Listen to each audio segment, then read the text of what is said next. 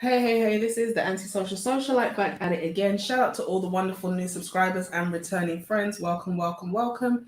If you are new to the channel, you have not yet subscribed, what are you waiting for, darling? Hit that subscribe button, smash that notification bell so when I get to running this mouth, baby, you are in the loop. You see the title, you know what time it is.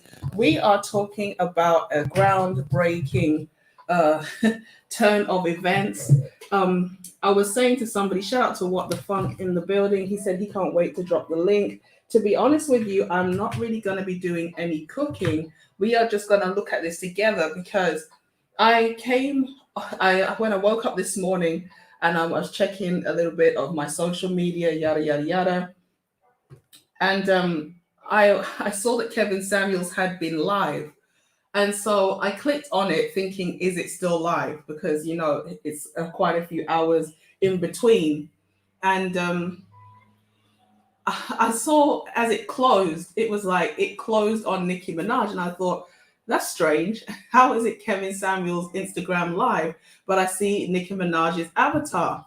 So I didn't really think anything of it because it didn't come into my mind. With all due respect to Kevin, that he could have had Nicki Minaj on his live. Why not? He had Tommy Lee. He's done a number of interviews and collabs now with a lot of big uh, YouTubers slash entertainers. So why would he not necessarily get Nicki Minaj on his show? Now, shout out to that K dude. He says grand rising to you, love. Shout out to George in the building.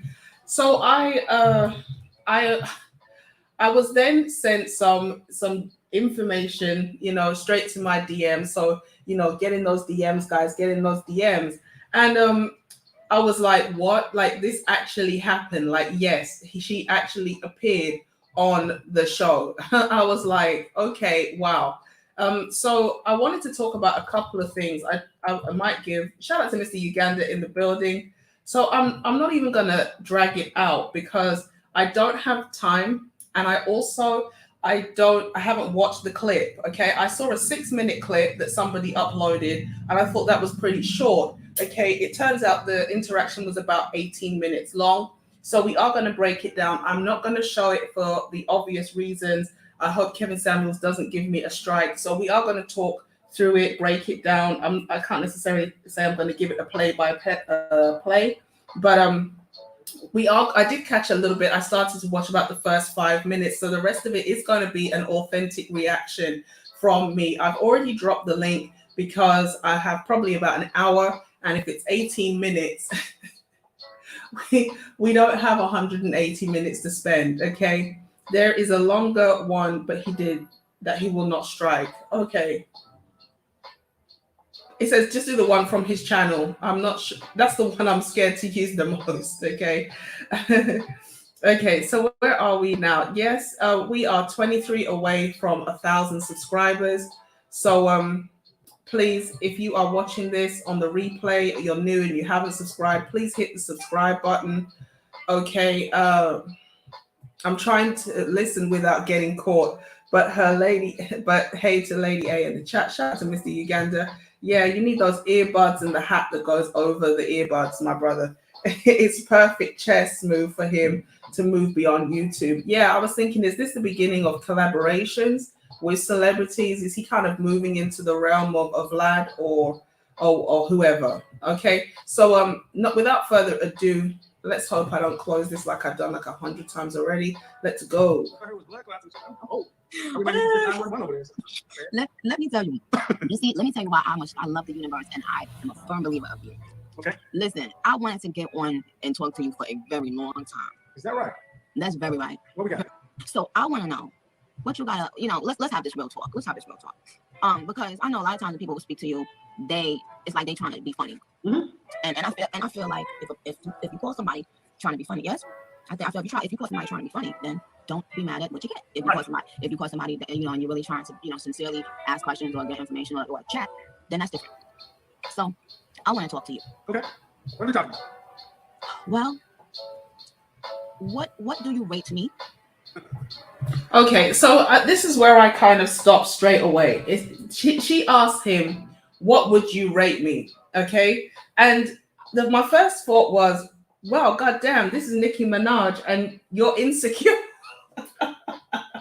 You can hear from the tone of voice, right, that she didn't feel good or confident to ask that question. All right. She didn't ask the question like, yeah, I'm the bomb.com. Oh my gosh, I know you're going to tell me I'm a 10. You can see that she felt anxious about what he would say. Okay. And when she asked, how would you rate me? She genuinely wants to know. And it just goes to show a lot of these people have been elevated in our society, and this is one of the reasons why I get into a lot of issues with people on social media platforms. Okay, because a lot of the time, shout out to What the Funk in the building, a lot of the time, you know, they you I always say to people, these celebrities have been elevated as shills and puppets, you know, to sell a certain lifestyle and behavior to the black community. I understand that celebrities operate in all communities, and there is a he said the audio is off. Can you hear it now? What the funk? Can you hear it? Press one if you can hear the audio from the video. Is that what we're starting out with? Yeah. Do you think the men rate women? Can you guys hear the audio or no? I just watched this at the gym. So people are saying it's choppy. That's probably my poor internet. Sorry, guys. Korkamasi, shout out to Korkamasi, Freedman Journal in the building. Yeah, so I get into a lot of debates and back and forth with people in the community, as it were, about celebrities. And one of the biggest thing that grinds my gears is when people say, oh, well, they do charity and things like this. It's just like, these people give with one hand and take with the other. Okay, shout out to Free Zone Lou, Uncle Stu, the old man from the block. Thank you so much, Becky. Salute to everybody in the house. Okay, these celebrities, especially, well, it's male and female. These guys come through and they promote some of the most wicked corruption you can think about. Okay, from robbing to stealing to gangbanging to killing to peeing on people's graves and disrespecting the dead.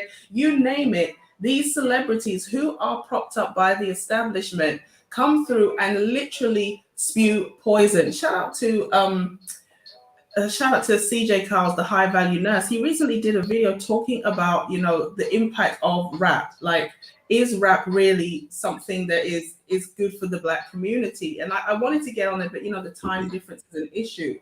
And I started saying, like, the rap era is the new crack era for black people, because we take it in, we ingest it, and it impacts who we are, how we act. If we allow it, it impacts how we treat each other, the language, the way we dress. It's literally changing and terraforming the culture. And we normalize things that maybe we wouldn't normally accept, because when we take things in via music, it gets deeper into our subconscious and we start to act it out.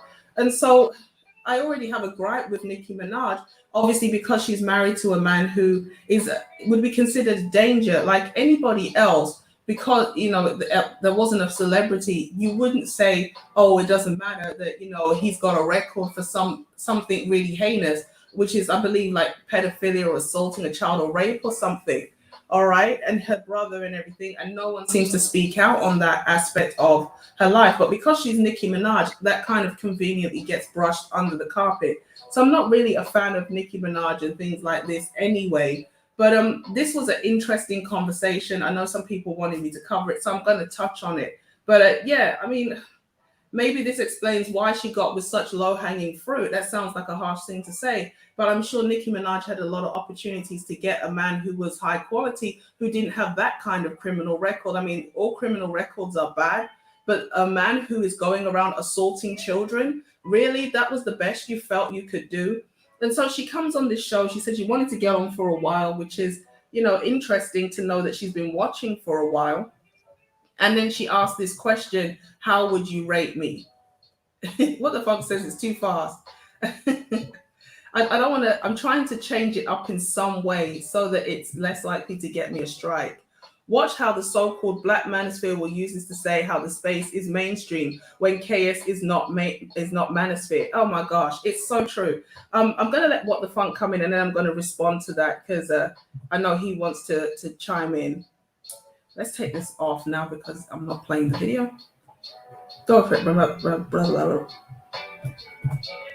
Are you there? Hello. Yeah, I'm right here. What's up? Good What's morning. up? What's or up? Good afternoon. Yes. 12:30 Right. So Wednesday. you haven't seen it yet, so I won't spoil it. Yeah, so I won't spoil it. And happy 2/2/2/2/2 day. But you're absolutely correct about a lot of the things about what you're speaking on. Can you hear me? I can, yeah. Okay, you're absolutely correct about a lot about how this hip hop community is our gatekeepers and how a lot of times it needs to be ignored. I'll definitely check out CJ, the high value nurse, because you said that he was the one that kind of spoke about it as well. So I definitely look forward to seeing that stream. So as soon as I finish that, I'll go check this out. But yeah, I think strategic wise, to have her on this platform, it does kind of show how it's important to be able to have a one-on-one conversation with anybody.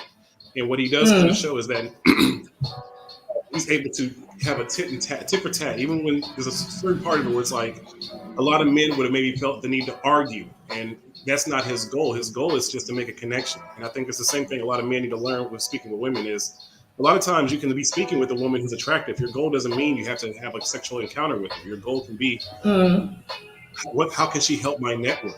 How can she help my brand? How can she help my process? Like everything doesn't have to be so much, ooh, sexy lady. Let me get at you. And I think he was able to show that he was able to keep it professional, lightweight, and no matter what her status is, with any woman, it's a simple conversation. And she even spoke about the part where a lot of women try to come on and be funny, and that's something that a lot of women do. And then women try to complain, well, his tone with women is so off. And it's like you didn't see the full interview. A lot of times, women kind of come up being very condescending and try to overtalk him on his own platform, and that's why when the energy kind of changes, and then women get upset. So I think it's a great thing to dissect and break down. So let's go ahead and get into it. For sure. You know, he does give a lot of the energy back that he gets. If you come on the show playing stupid and acting obtuse, he is going to check you because he understands what you're saying. And what a lot of women don't understand, these arguments and discussions, they've been had for a long time. You're not going to bring something to the table that he's probably never heard of before and has already been debunked. Okay, so just because the conversation is new to you, it's not necessarily new in general. And so, yeah, her husband was an abuser. You know, she's a gatekeeper. They all are. One thing that I noticed about Nicki Minaj is the way her eyes just flip from side to side. I don't want to play too much, but, you know, she talks about having 3 alter egos. Some say up to about 12, you know, Roman, his mother, and like this angry Barbie. But you can really see, like, I don't know if it was anybody else. I know Kevin would have really checked her about the rapid eye movements from side to side, the swishing and the changing of the facial expressions. And I know that's part of her persona. I don't want to put on the tinfoil hat too soon, but I mean, is it ever too soon to put on a tinfoil hat? But yeah, this whole concept of like trauma-based mind control and everything, it did reek a little bit of the trauma-based mind control, okay? But she is insecure. Yeah, no, she was geeked up on something. That was not white wine. She was on something. She was sipping. Like okay. No. She wasn't sipping. She might have been on. No. I, as a bartender, I know, and I study body language. She was on something, and oh wow. So the rapid eye movement, but that's also her persona. Like a lot of times, people, especially in that industry, they get their persona is so intertwined with whatever the drug is they're using, and we got to also remember they're getting drugs that we have no idea about. Exactly. They're getting grade A stuff. So that's part of her persona, and you see like when she's rolling the eyes and like the actress. And I think this is going to be really kind of good to kind of break down because I think you can put your tinfoil hat on and I kind of point out some really eye-opening parts of this discussion where she kind of Let me get that foil. Yeah, get it on, sister. Let's do it. So I'll just play a little. No, I do it because just so you guys can see. What have you seen of my content? Have you just seen like the clips? Yeah, well, I think I always see people calling you and you tell them you ain't no such and such. You lying to yourself. You ain't this. You But know, I think your speed is on 1.25. Are you doing that to kind of change the? I used to ask this question. so let's start. I changed it to 1.5. Is it still too fast for everybody? I'll put it down. Put it down to 1.25. Okay. Put it that way. Yeah. How tall So are you? my thing was she was really insecure. And like you said, a lot of people, they just play with the clips. They don't really actually look at the whole interaction from the time the person entered. And so that's a problem because a lot of the times, people get the thing out of context. I want to go back to what Wacky said. I know that we haven't got a lot of time, but he said people will think this is Kevin Samuels going mainstream. And I was thinking about this because this has been a conversation that's been floating in the manosphere for a long time. Is the manosphere going to go mainstream? In some respects, it already has. There was a movie called The Red Pill about a lady who basically wanted to demonize the white manosphere. And then afterwards, the more she talked to men, the more she realized, oh, these men actually have a solid argument. Like, women are like this. Women do these things. And then she was like, I kind of understand the red pill community from a man's perspective. I used to think like I did when I first came across this content. I say this all the time. I literally started walking down the street and it was like, is he one of them? Is he one of them? Is he one of them? I was like, is this guy a killer and this one rapist? I'm not even lying. I walked down the street. I was like, oh my God, they're everywhere. I was like, they probably don't even watch red pill content. But when you are not used to hearing men really talk about how they feel about things, and I tell people all the time, I was so offended and I was like, oh my God, women are not that bad. We're not that bad. We're like, what? And then I kind of remembered, oh yeah, but I do know that one chick that actually did that. Oh, I actually did think that once. Oh my God, I did actually say that once. Oh my God. I do know somebody with 7 kids by 8 men. It's like, I was like, wait a minute. This is actually true. No, I don't know somebody with 7 kids by 8 men. Maybe they have 7 kids now. The last time I saw them, it was 6. But anyway, that's a conversation for another day. So I was like, oh my God, these men actually could be onto something. Yeah, some of us are just trash. I was like, so the manosphere has already kind of been mainstream. Tommy's been on a major network. I've seen documentaries about the manosphere, the white side of the manosphere. So what does going mainstream really mean? Because is it in the interest of the mainstream to elevate the manosphere? Probably not, because they cater a lot to women. They break things down in order to make women consumers because women are more impulsive spenders. They sell a lot of things to women. So why would you elevate men in a society where you're trying to basically break down gender roles and things like that? So Kevin Samuels will go popular and mainstream for the internet, but I don't think it can really transition into the main unless they gave him a show or something, or a radio show, in which case he would have to dumb down. Because let's think about Tom Likas. Tom Likas has been on the radio for a long time, but he's still, would you consider him mainstream? I personally wouldn't. No. Like, if you don't know who Tom Likas is from the perspective of, I'm a man wanting to hear about female nature, Tom Likas is a foreign name to you. So can Kevin really go mainstream? Can the manosphere go mainstream? I'm not really sure. Probably the closest one that could get it. Not so much mainstream as far as getting into Hollywood, but mainstream where it's. I think he's mainstream in popularity. No matter, everyone knows his name. Everyone has had conversations about him, whether you agree with him or not. So in that sense, I think he has gone mainstream, but he hasn't gone so much mainstream as far as like by the Hollywood. And I think that's something purposely. I think he really doesn't want to maybe go down that path, because we all know once you get in that circle, you have to sell your soul. You do. And maybe he recognizes that. He's like, well, I don't really have to do that. I have way more fame than most people in Hollywood. I have way more pull, and I have more control over my life than people do in Hollywood. So I think that he's going to strategically maybe open, because she wants to kind of open up her radio show and her platform. And I think he sees that as a way he can use it for his benefit. But I also don't think that he wants to actually get into the Hollywood mainstream cycle. And I think he's very smart for not doing that because he could have easily done that by now. I'm sure he's It's gotten true. multiple offers to maybe have some type of a show or some type of a Joe Rogan style podcast. But that means, of course, you have sponsors, you have people behind the scenes kind of telling you what you can and cannot say.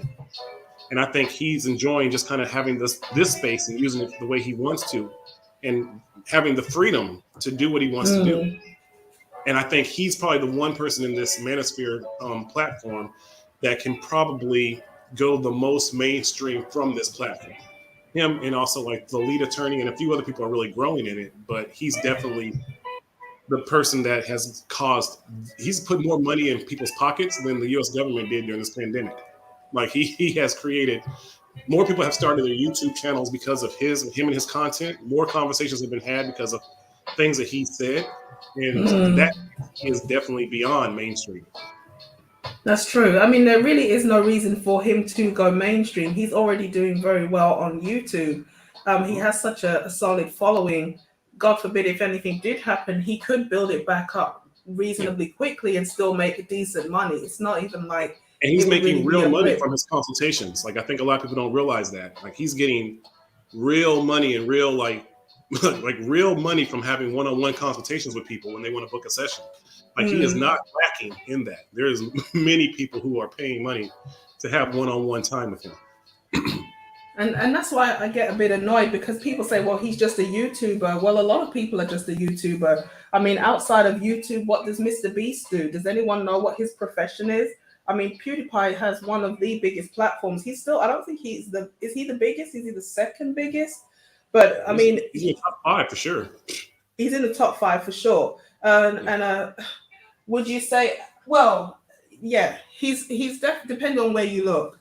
But he's still making decent money. I think he's got how many tens of millions? Has he got over 100 million subs now? Oh yeah. So yes. you wouldn't like do a number 2 on PewDiePie and say, well, you're just a YouTuber, because he's making good money from. Right. unless like some idiot at like a family like PewDiePie comes to like your Thanksgiving dinner and is like, oh, he's just a YouTuber, and everybody at the table was like, Grandpa, you're stupid. Go in the room. Go in the room. Yeah, I checked the other day. It says he has 4,451 videos. Probably a lot of those got deleted, privated, or whatever because he hurt someone's fees. But yeah, he currently has 111 million subs. So to turn around and say to somebody, you're just a YouTuber, which is ridiculous. It is crazy, you know. So shout out to Kokamasi. He's saying that rap doesn't really affect, you know, healthy-minded Black people, only those people who are in the streets. And I agree. The only problem is there are a lot of young people who are impressionable and they kind of buy into that culture early on, and it's something that a lot of people, because those N words affect the positive people. Like, let's keep it 100. Like, you can be the most, oh, I'm above this, but then you might have a rear end with it. You might have a car accident, and then all of a sudden you caught into like an N-word moment, or like your children are influenced by those kind of people. So it's you can't just say, well, rap is for, because they affect you. They affect your trajectory because you're around them. You can't completely separate yourself from them because they're everywhere. So it's not like to say like, well, once I move out the hood, I don't have to deal with that anymore. That's not true, because now it's not even a Black thing anymore. We have white people that have adopted this toxicity. And so it's a whole modern, it's not even a Black thing so much anymore where it used to be. And so you can't ignore it. I think it has to be addressed for the toxicity that it really is. And then we, as a people, human beings, get better. I think we can't just say it's for those types of people and it won't affect my daughter. It won't affect my son. It won't affect me. Like, no, absolutely it will, because we are surrounded by it. Yeah, true. And we know that peers are more important after a certain age than sometimes family. And so, you know, who your kids may be growing up in a wholesome environment, but who are they interacting with? Okay, yeah. So Friedman's Journal said KS has too much credibility and is too popular to not go mainstream. There will be a separation of KS from the manosphere at large. Mainstream marketing can handle KS, not O'Shea or Edward Anderson. Yes, definitely he has the look that's right for the mainstream, But Kevin has already kind of separated himself, partly because he was rejected a lot because of his stance on marriage. So in some respects, Kevin is already not part of the Black manosphere. My cousin visited and asked me, "Are you a high value man?" Many people have heard of KS, if not the manosphere at large. Okay.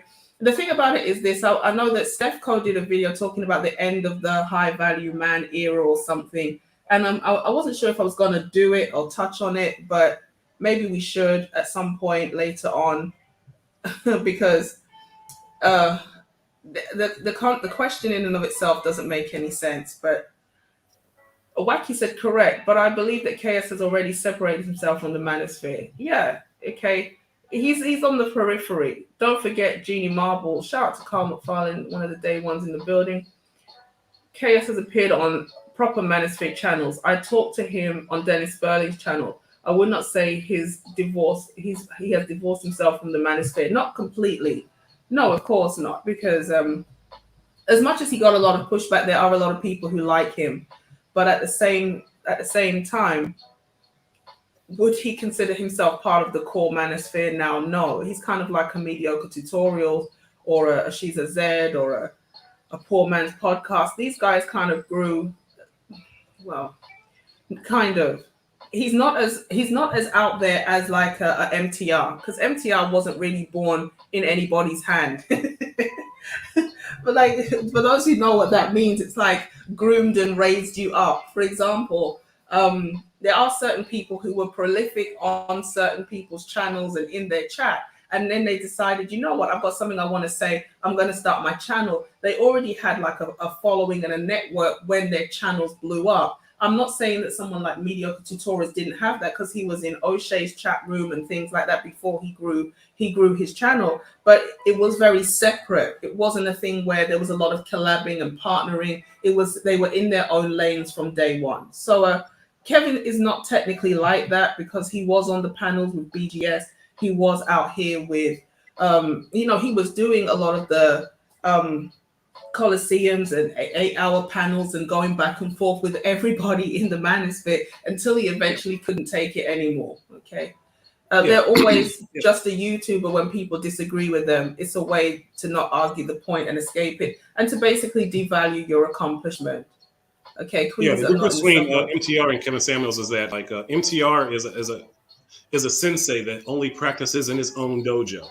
And he's safe in his own dojo, whereas Kevin Samuels is someone who is a sensei that takes his technique any and everywhere and will put it up with anybody. And normally, when he challenges anyone, he usually wins. I don't think I've ever seen him lose, not where he loses an argument, but just kind of get knocked off of his square.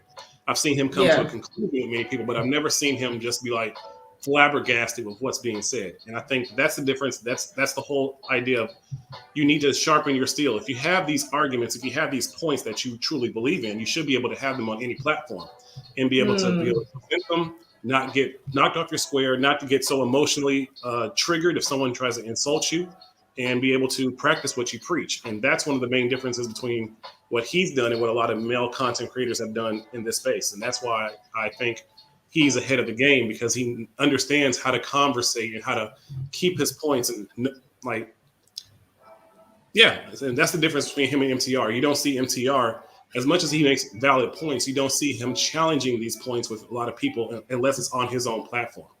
True. And that's same thing with O'Shea, same thing with a lot of people in this space. The ones who really kind of go to different panels and speak the truth that they really believe in, those are the ones I think that are actually going to get further along. It's true. I agree. Definitely. So shout out to Dimitri. He was like, Steph Co needs to leave that alone. We might break it down, because I started to watch it. The funny thing is this, I came across some videos. People were actually already talking about it. I try not to watch other people's content if I intend to talk on something, because I want my reaction to be authentically what I think, even if it is a bit crazy and I'm probably wrong, right? But I understood why people said what they said. So at some point, maybe we will break down Steph Co's reaction. I know Edward Anderson has done a video. I know a number of people have already started talking about it. So let's go back to the clip and just see what she has to say. I'm 5'3". Dress size? My dress size? Ben the Don said that. My dress size, a good question. I guess a 4. All right. And on the scale from 1 to 10, This is what I you mean said, about would the you rate yourself? facial expressions. It's like, excuse me, I'm a hell of a guy. You know, I thought that was all an act, but it looks like Yeah. Nikki is like this all the She's not a time. 4 at all. But I mean, come on. I've been a Nikki admire. What? Them yams ain't 4. Let's just keep it a buck. Like, she is not holding no 4 dress size. Like, unless she got like that super Barbie waist. But like I said, I think she's a Hollywood custom dress 4. If that's the better term. That's what I was thinking. Like, you don't get your clothes off the rack, Nikki. Just Right, stop. Okay, Yeah, everything you have is tailored and probably they made tell you you're a 4. specifically for you. You're a They say Nikki if 4. anyone says you're a unique. 6, they fired. You know. Exactly. So she says she's what, 5'3", a dress size 4 allegedly. Right.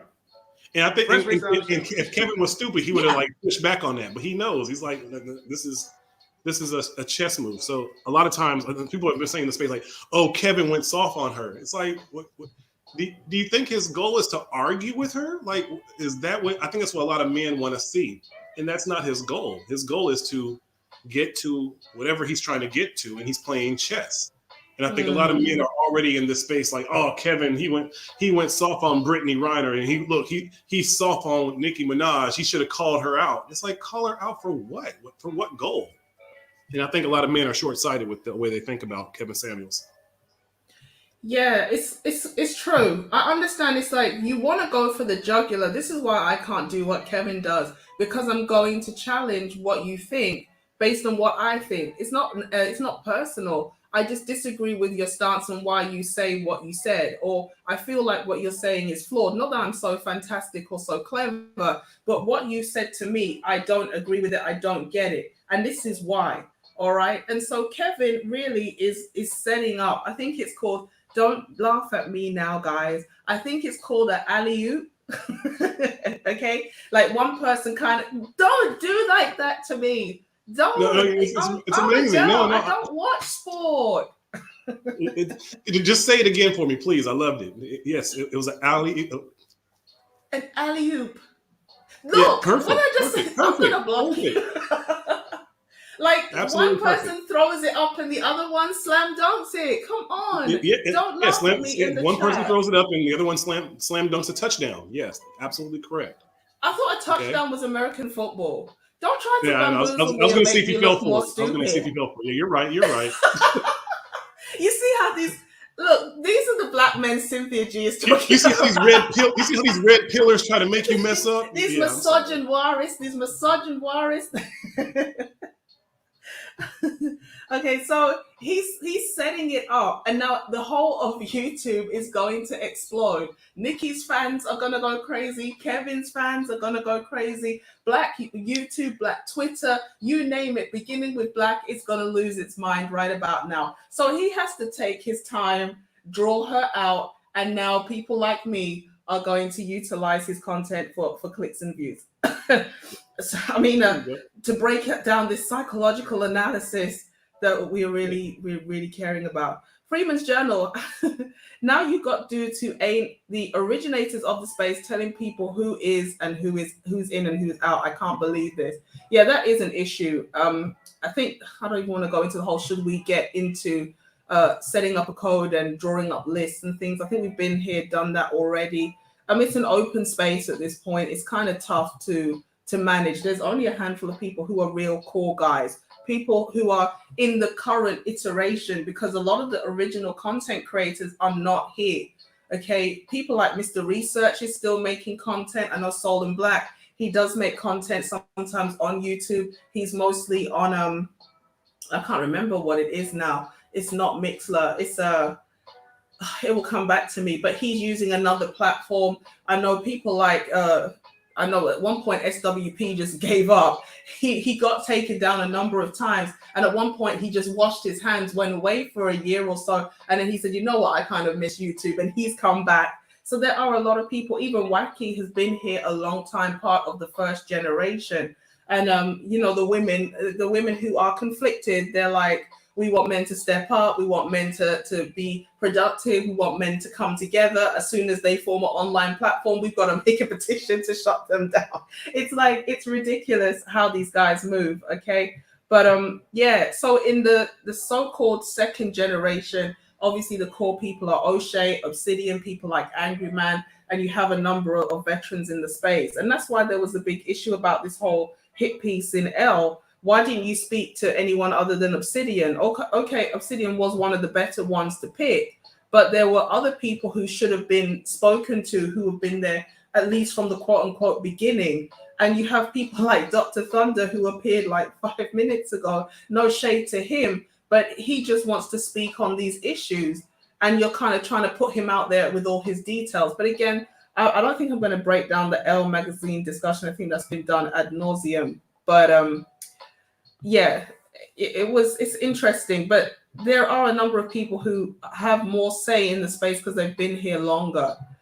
Shout out to Free Zone. He says he's shouting at everybody. Shut up, back at you.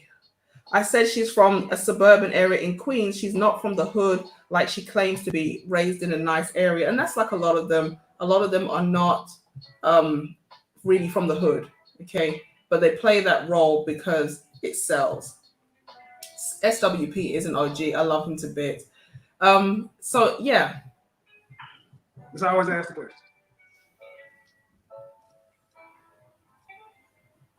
What? 7. Can't use 7. That's why 7 is the most common answer. Really? It's a default answer for most people because they don't want to go too high, they don't want to go too low. Well, no, it ain't a default answer for me. Well, let's see. I would give you a 9. I would give you a 9 because you have the facial symmetry and you get additional points for eyes, full lips. See, it's not, I'm an actual image consultant. And I'm sure you deal with a lot of people who take your pictures and stuff and so forth. You have a symmetrical face. And so it's much more based upon facial symmetry. It's not based on European beauty standards or anything like that. It's much more based upon what babies, animals, human beings have evolved to find attractive. Wow. You get additional points because we have evolved to find more slanted eyes, somewhat attractive, especially when they're not on Asian. Wow. But that's not what gets translated. Most of the time, people take my clips and cut it down to something that's gonna make a viral moment. It's gonna start a conversation. Take good with the bad. Mm-hmm. Mm-hmm. Have you seen anything else that I did? I saw one time when you checked this lady for, I guess it was a white lady or a Hispanic lady, and you was like, oh, you're not gonna come on this show and talk down on Black women. That's what the fuck you're not gonna do. Yeah. And so again, that was a clip. I didn't see the context really, but well, I get a rap of hating Black women. And it's far from that. I mean, there are over 50 Black women who report that they've gotten married as a result of watching my content.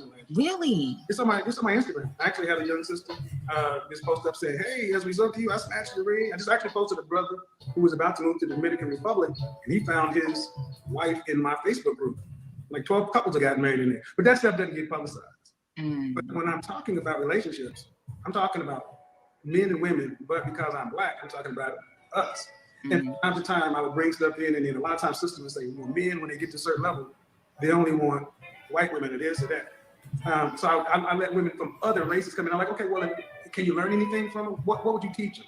And the one woman came in, and she thought she was going to do what I did to Black women. I'm like, hold on, wait. Now, we can talk this way. Karen, you sit your ass down over there. Because I don't play that. I wouldn't let, despite popular opinion, I love my mother, I love my daughter, but we do have to have a family conversation. And what's starting to happen more is actually we're starting to have more conversations about this. It ain't comfortable, but we're starting to see progress. Well, let me ask you this just outright then. Why do successful Black men date outside of their race? Well, I would say this. When I look at men, I split them up. Guys I consider to be in the industry, music, entertainment, athletics, and then guys on the business side. Business side, because I come from that side. But more often than not, Black men want to be with Black women. 85% of Black men are married to Black women. Oh. When I have my guys come to me, even after they got their... Okay, so that was interesting. Okay.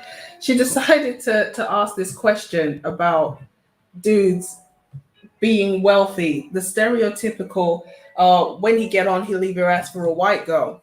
But Yeah. yeah, I'm but I'm thinking, don't you associate with a lot of black men? Yeah. Well, I'm in need. Now we might get copyrighted. Let's stop. Yeah, we don't. Just chill, YouTube. This is our voices. This is a cover, all right. But yeah. But at the end of the day, I can't believe that she. I don't want to say I can't believe she doesn't know. Yes, there are mostly black men with black women. This is a common narrative that's constantly being spun that black men don't want black women. And just looking at a handful of entertainers and rappers is not reflective of the wider community. Like I've said so many times before, I didn't even know that interracial dating was anything other than white men with Asian women. That was the only interracial I saw. Okay, don't look so perplexed. Yes, here it was. I've said it before, so I'll say it, say it again. It's like the mail order bride in the back of the magazine. Okay, Yeah. So I just, so I assumed everything was white men going to Asia to get Asian women. Okay, That's a different narrative on this side of the world. Like I didn't realize how, like here in Germany, I see it all the time, and I'm like it's a running narrative that many German men have children with German women, and then like divorce in their 30s, and then like get like some woman from Thailand or some other like. So like interracial dating on this side of the world is not even really black and white. It's a lot of times it's white and Asian. But of course, in America, it's marketed as interracial. Whenever you even hear mixed, you automatically think black and white. But here on this side of the world, when you hear mixed, and this is one of the things that's kind of been really kind of hilarious with the whole Black Lives Matter thing kind of first started. The people who are mixed and they realize they really don't have a community with black people in America because like they got shouted out completely. And it was just like, wait, I'm black too. And they'd be like, you're not black enough. And that's part of the trauma they have here. So they made a lot of mixed people completely just ignore American black society. And now here in Germany and even in your country, like a lot of mixed people they're kind of creating their own community where they can just be humans and be mixed and not have to live up to either side. You don't have to live up to the white standard or the black standard. They can just be human. And I think that's important, because, but yeah, you're right. The whole idea of interracial dating and everything on this side of the world, it's not black and white. That's true. Yeah, so Afropolitics Podcast says she's seen a lot of black and white couples since she was young. I did see a few, but I didn't think it was that big. Here in the UK, interracial dating is a huge issue. We have a small population in terms of percentage. And so, yes, interracial dating is actually higher here in the UK than even in the States. So we're the ones who need to cry about black men leaving us. I think O'Shea did a video of an African woman, and she was literally saying, like, these women don't want companionship. Like, they want a bit of companionship. They don't even want commitment. They just want some loving. Okay. So please come and help these women. It was almost like a Christmas commercial. You just needed a violin in the back. It was brutal. He just needed a violin in the back, and she was like, "Please come and help these." Not the Sarah McLachlan. Like we gotta save some puppies. You want a Sarah McLachlan soundtrack behind me? It was terrible. I think was it O'Shea who did one of these like a stray black men commercials years ago. Yeah, like, I saw that. Black men just want a home. Yeah, it was on par with that. I was like, oh my gosh. So it was terrible. I even tried to look up like black couples in Germany, like on YouTube, where I could possibly see because I mean, I love black women, I really do, but you don't see it. And I've been here for 7 years. It's rare that you see black people dating each other. It's usually a black guy dating like in his. He's in his heaven with all the white women that want to have him, and he can have his freedom in his bachelorhood.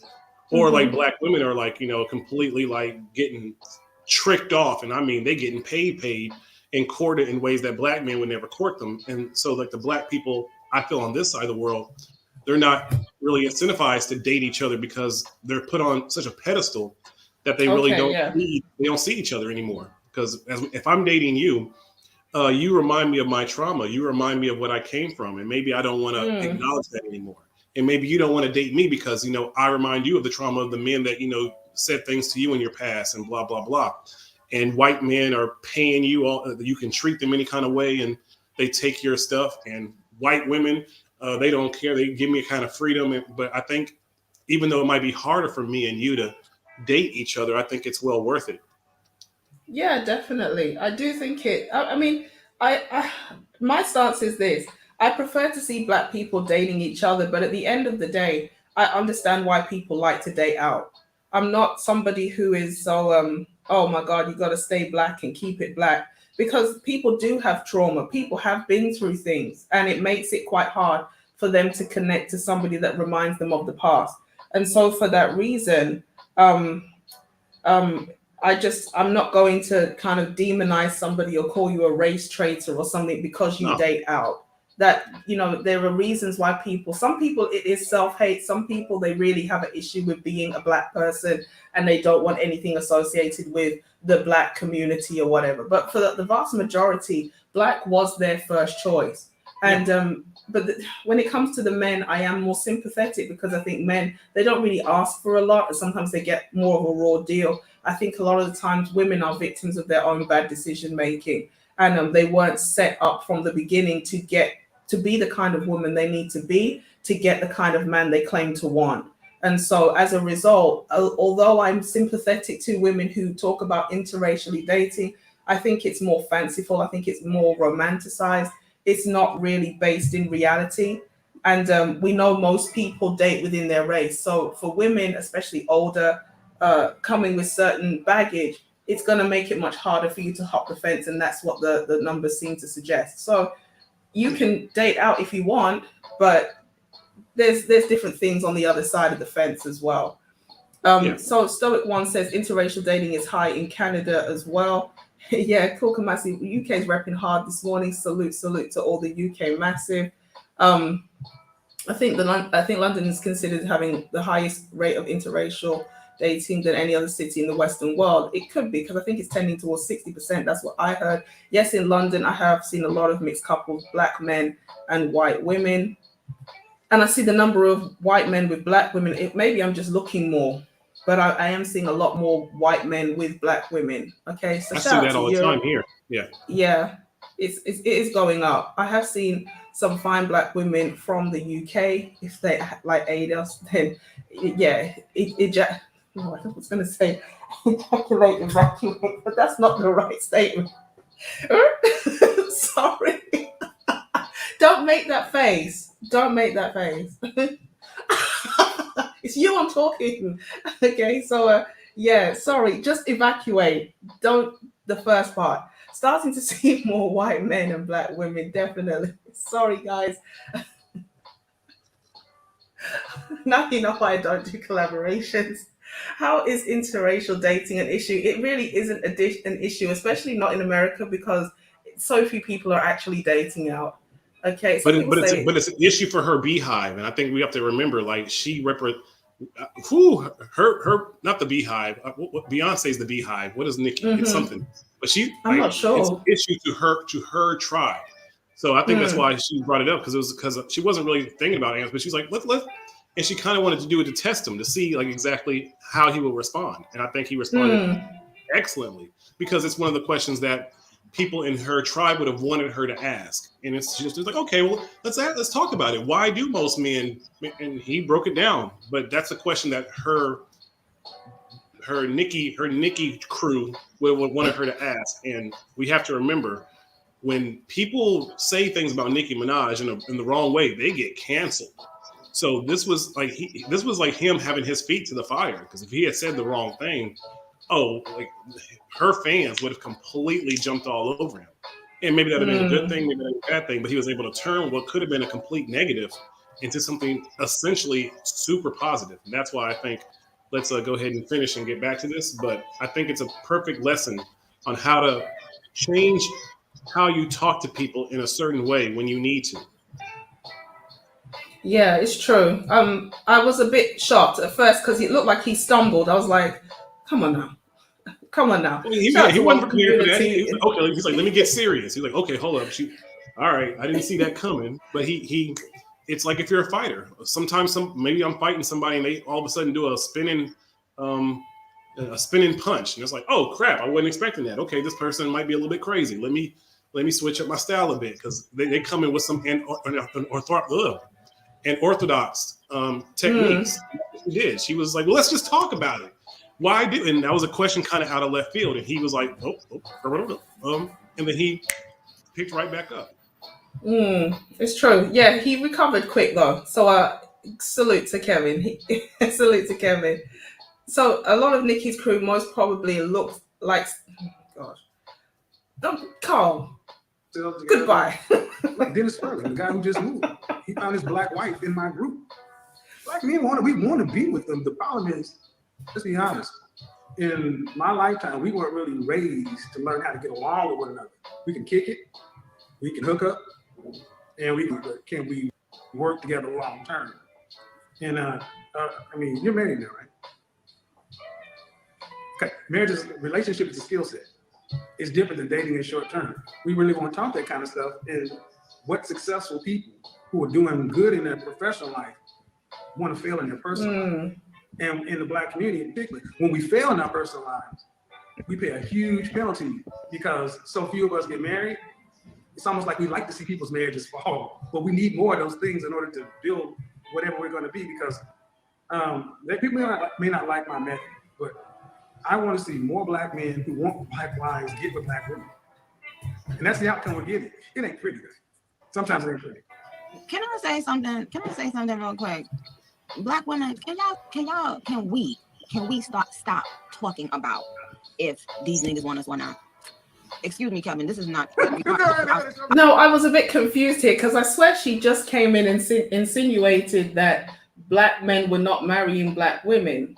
So why is she now turning around and trying to chastise somebody on the assumption she basically just had? Sorry. I have something in my nose. What could that be? What the funk? You have something in boom, your boom. So again, she's look. I know my tribe, and I've been a bartender all my life. I'm not my tribe, like I'm in that, because no, I'm not. But I know when I need to. Okay, let me give this person some juice, and let me help this person out because this person's gonna. And she's on some type of enhancer. Okay, so let's just say that. So that's why I think that kind of took a little turn right there, because it's a contradictory. She's just kind of spitballing. She's freestyling conversation. I'm trying to make a point here. If you don't stop with these edits, one community, help me. I'm trying to. Peace and blessings. Peace to Anti. Peace to What the Funk. Peace to the chat. Yeah, I'm over here. I'm cracking in the back. Yeah, man. Nikki, man, I don't know, man. You know what I'm saying? I know that Nikki ain't been the same for a while, though. You know what I'm saying? I think that she's still reaching for some of that celebrity that she been had. She was like the #1 female artist for a long time. You know, with Cardi and different things coming like that, I think that a lot of people are not checking for her as much. You know, so sometimes with our people, we think that our people are doing something that may be beneficial, but a lot of times our people are doing things, I think, just to gain the notoriety, just to gain the clicks, the views, the talk, the conversations a lot of times. You know, Kevin, Nikki, and all of this, I think that these are opportunities for us to really put real conversations on the forefront, really get into certain things when we have these kind of minds together. So when we don't, and then we're in this confused place, I think it's missed opportunity. I think it's real missed opportunity. I think Kevin's handling it well. You know, who am I to tell Kevin how to do his thing? But I definitely think he's doing good.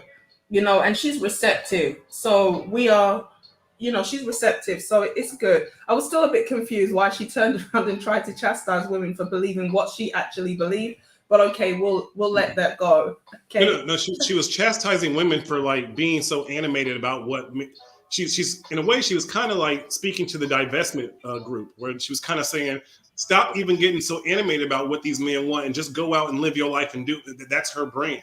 That's her kind of saying, like, women don't even get so involved with what these men are saying. Why? I don't even see why all these women are mad at you, Kevin, because women should be really just focusing on themselves. And that's kind of it was kind of a dig a little bit at him, but at the same time, it was also more of like women just ignore these stupid men and just focus on you, and that's kind of her platform to kind of. So she's mother henning her her chicklets, but at the same time, she's also a chicklet as well. That sounded smarter in my head, but I'm gonna stick with it. It sounds like something you dip in ketchup, but Okay. Yeah. So she's taking more like a Cynthia, kind of like a little Cynthia approach on the low. Huh? What the funk? She going that route a little Yes. Yes. Okay. So I just want to say thank you to everyone who shared the video. We have 26 people in the building. If you have not hit the like button, please. Yo, are you hit at the like 1,000 button. yet? I'm trying to see if you make it to 1,000. Jesus. It's coming. I'm thinking about what I'm going to do to celebrate. I've already started putting together a prize, and I don't know what I'll do in terms of a celebration, but we got to do a little something. So and obviously, please, if you guys are here, please make sure you subscribe. I can show you better than I can tell you.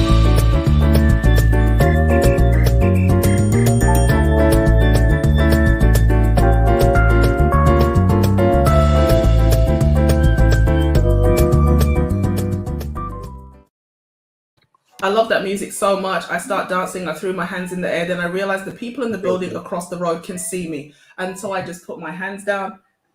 I gotta try style it out like it was a stretch. Okay.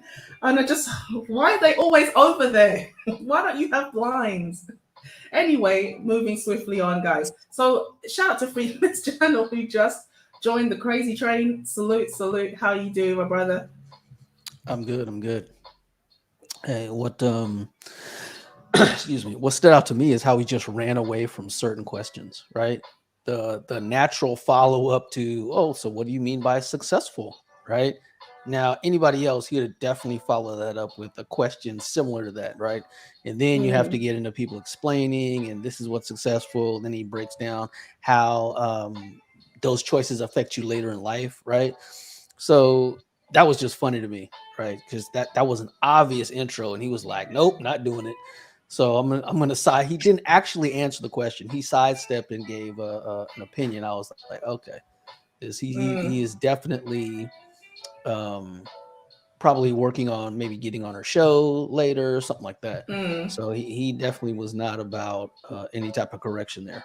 It was all about being not just cordial. a show, sir. She has a network. Like that's the difference. And it's like, this is why I was speaking with another gentleman like before I came on, where he's like, "Oh man, he should have called her out when she said this." And it's like, sir, why are the men in this space so gung ho about him calling out women on certain things? Like, it's like, if you're having a conversation with somebody who a lot of women listen to and a lot of women kind of see as as someone they aspire or even admire in the first place, you don't need to so much knock that person out. You need to have that person kind of get on your team, and then you can actually start having real conversations with that person. That's alchemy. That's going to end up making conversations between me and women who follow Nicki Minaj an easier conversation. But if he ends up kind of just checking her and be like, "Oh," then all of a sudden me and women who follow Nicki Minaj are not going to be able to have those kind of conversations that maybe we need.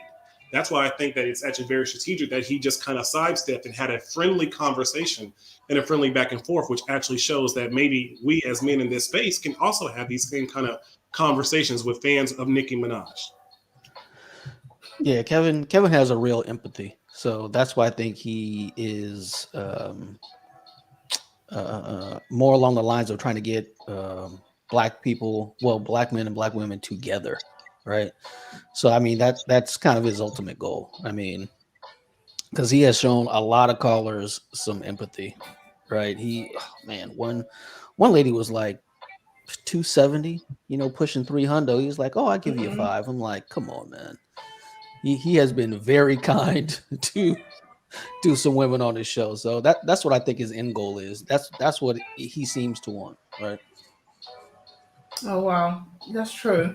Yeah, she's Trini. Yeah, but it's crazy. I know he does this. He might come back later and kind of go in and break it down more. I suppose he's trying to just make the person comfortable so they open up and say how they truly feel. Because I think he did that a little bit with Brittany Renner afterwards, after the initial interview, he came back and kind of probably he cleaned it up because he got pushed back. It's kind of like, do you want a gift straight away, or do you want to delay the gratification? We could get more out of this interaction by taking it slow in the beginning and drawing it out. He did give her a bit of pushback, but obviously he's not going to kind of roast her and drag her and things like that.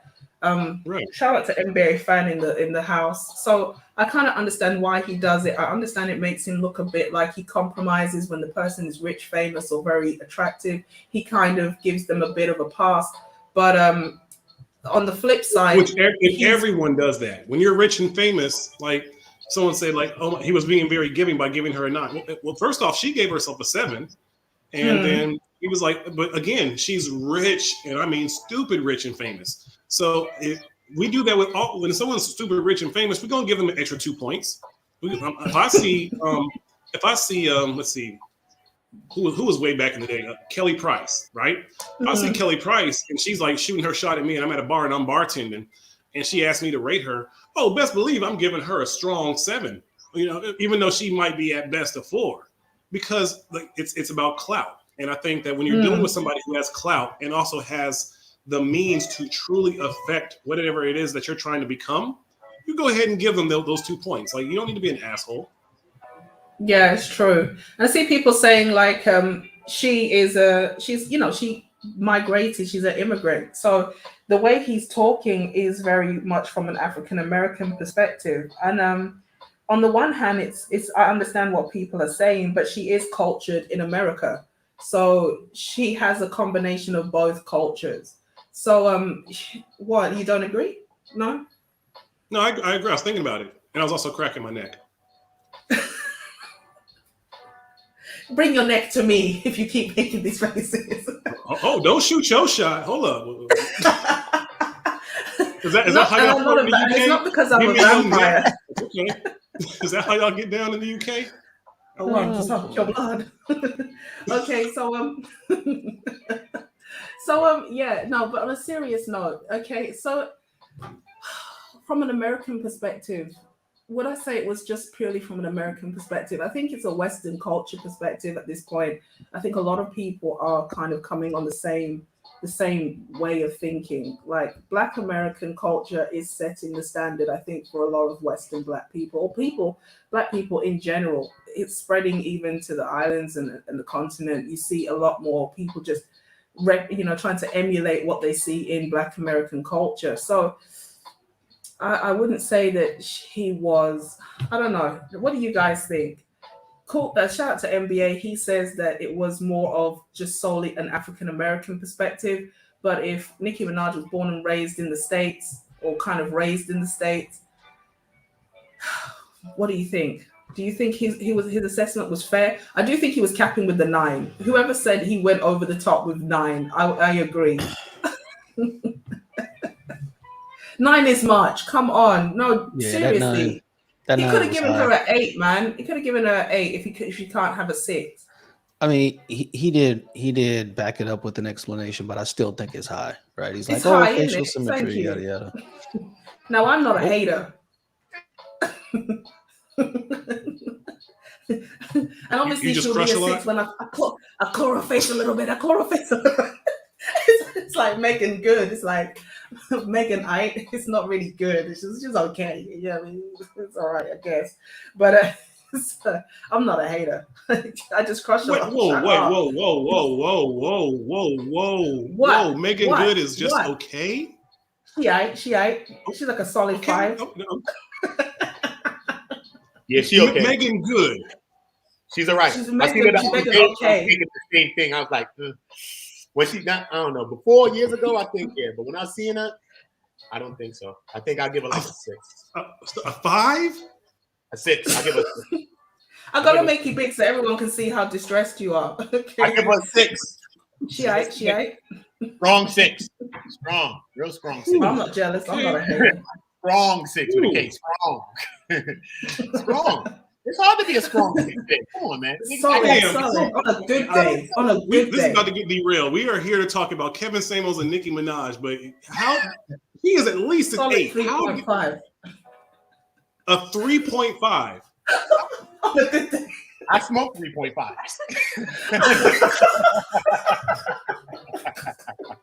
Of course. Mine is 16. What the hell? Is this a different Megan? We talking about Megan Good, who just The Megan got divorced from her pastor. the Megan okay. It's not good. She's just okay, all right? She's okay. God damn. She's a beautiful woman. I'm not gonna take it from her. He's thirsty out here. Who said she beautiful? I said that. Kat said that. Which female in the background spoke? Right? Jesus, what's happening here? Hold up. That's Kat from the How did UK. somebody else get on this live stream without me adding you? I said we've been infiltrated. She over here with me, one community. She right here. Okay, she on my team. She's more than all right. Yeah. I said, God, I hear your voice. I don't think she's in that. I God think really is a woman. I hear a voice. I see no one. I was like, Hi, darling. How are you? hey, girl. How is she doing? I I don't think she was talking to me. putting my 2 cents in. while I was listening. Okay, cool. It's like, God really is a woman. I hear his voice. It's her voice. Okay. You know what? I Oh have my to go God. back and listen to the. So they did the live together, Kevin Samuels and Nicki Minaj. So I'm gonna have to go back and see how that went. I haven't seen it yet, so yeah. We may never get there. We're too busy giggling and throwing shade and throwing shade at Megan Good and how she's not really there. All right. Chill. Don't let me drop you on the street. Okay. Ooh, woosah. Okay. God, we stretch.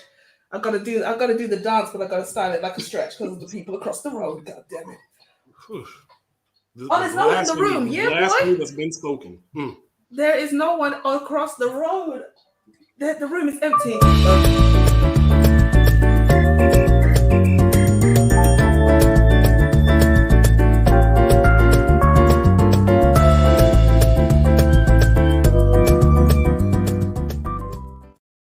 Yeah, buddy. Woo! Yo, every time you play that music, I start dancing, man. I start. That's dance music. Every time you play that music, I get in my Fred Astaire bag. That's what I'm talking about. Oh my gosh. Don't look so embarrassed about us. Just because you're light and we're dark, okay? Don't try and think you're better than us. All right? I see you. So let's try and get back into this. But I'm talking to black women real quick. Can we stop talking? Can we stop posting all day on TikTok? Because I newly went to TikTok and I just kept seeing this. Black women, can we stop talking about if black men, if these successful black men want us or not?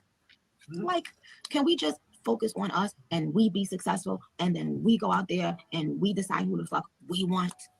Because what I've been seeing is, I feel like I've been seeing men using that as an opportunity because they've been hurt and somebody done something to them, and they've been using it as a way to come out and lash out and poke fun at black women and use it as a way to feel like they somebody or they something. Or so for all you niggas that's doing that on TikTok, wherever the fuck y'all at, eat a dick, go away. Nobody gives a shit about you. And I want black women to stop fucking posting about whether or not y'all want black women. now, I just want to say,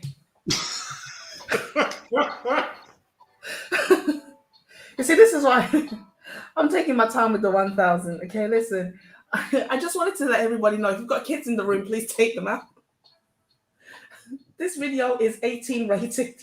Okay, I think it's a little bit late. Anyway, Women or not.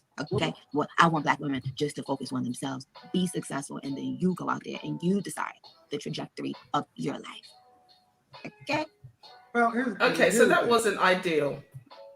This is the bit I haven't There's seen. a lot of hurt on both sides, and a lot of, and especially in Black communities, we don't really do a lot of counseling, therapy. I recommend therapy often because we got a lot of stuff individually that we want to deal with. And marriage and relationships are not for everybody. And I'm just trying to, ultimately I ask people, what do you want? What do you want? And what are you prepared to do to get what you want? And are you willing to pay that cost? It's really the conversation. It always gets kind of whittled down. But at the end of the day, what we are seeing is, you know, especially if you're under 30, it's harder for guys today under 30 than it was from 50 years ago, because you can't take care of a family on out of high school or just coming out. So they're at the bottom.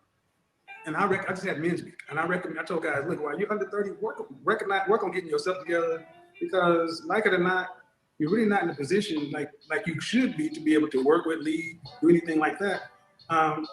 And you see the hate, not the hate, but the hurt on both sides, because a lot of times people will use these talking points to go at and poke women over here, but that's not what's going on right now. This year, we're past the sound. We still laugh. We still do all that stuff. We're talking about self-awareness and moving the needle. I'm in LA tomorrow talking with a famous sexologist, a womanist feminist, to talk about things that that people on my side may not understand, to further open the conversation up. Because that's what we have to get to. We got to end up, for whoever want to be involved with whoever, we got to end up having a better conversation, because while we're separate, fighting, everybody else just eats off of us. That's really what it looks like. So, but, okay, Kevin. Since we got to get down to the business chat. Go ahead. Now, do you think a man can have sex 3 times a night for the rest of his life? Those guys can't. They can't? Not for the rest of life, no. Well, how many times they gonna be able to do it? It's how much he's working. If it's how much he's working, that's why I say it's different. But wait, listen, no. Listen, hold on. How many times should a man expect to have sex? What is, in your opinion, how many times should a woman give their man sex a week? A week? Mm-hmm. I'm a fan of the as often as he wants it. No, hold on. Because here's the thing. Here's the thing. You look at, like I said, I look at guys. Most guys I'm talking to are working 10, 12-hour days. Bernie Mac said it. I'm gonna come home and give you 50 strokes. You count them if you ain't got time. Most dudes trying to walk around like they porn stars. Look at, man, get good at foreplay, eat some pussy, and get on. Because we gonna have all that time. We get old, our back hurt, it gets out. Oh no. What do you guys think about that? One community, what the funk? What do you think? She's asking how many times should a man have sex, or a woman be willing to give a man sex or something. I was even confused about the conversation because I'm a bit confused. But I was more stuck on what he was saying about men under 30 years old not being able to provide or look for, building a family. I was kind of stuck on that. And I think his comparison to, men of yonder year, like, no, even men back then didn't have it all together. They were actually probably more so now in modern times, like more men are more educated, they have vocational training, they have more resources, and have more opportunities open to them. So for him to use that as an excuse why maybe men in that age range aren't looking for family, marriage, etc., children, I think that's false, because let me listen to it again because I'm even lost. I want to hear that part. The sex part. Yeah, which part did you hear? Go ahead. Yeah, the part about the sex, I want to hear that again, just so I can be clear. Yeah, I'm not clear what she's really asking. Let's just see if we can go back because I'm not clear either. I'm going on mute. The question she's asking, and I think the audio is out. No, we hear you on the video. We hear you. We don't hear the audio though that you're playing if you're playing it.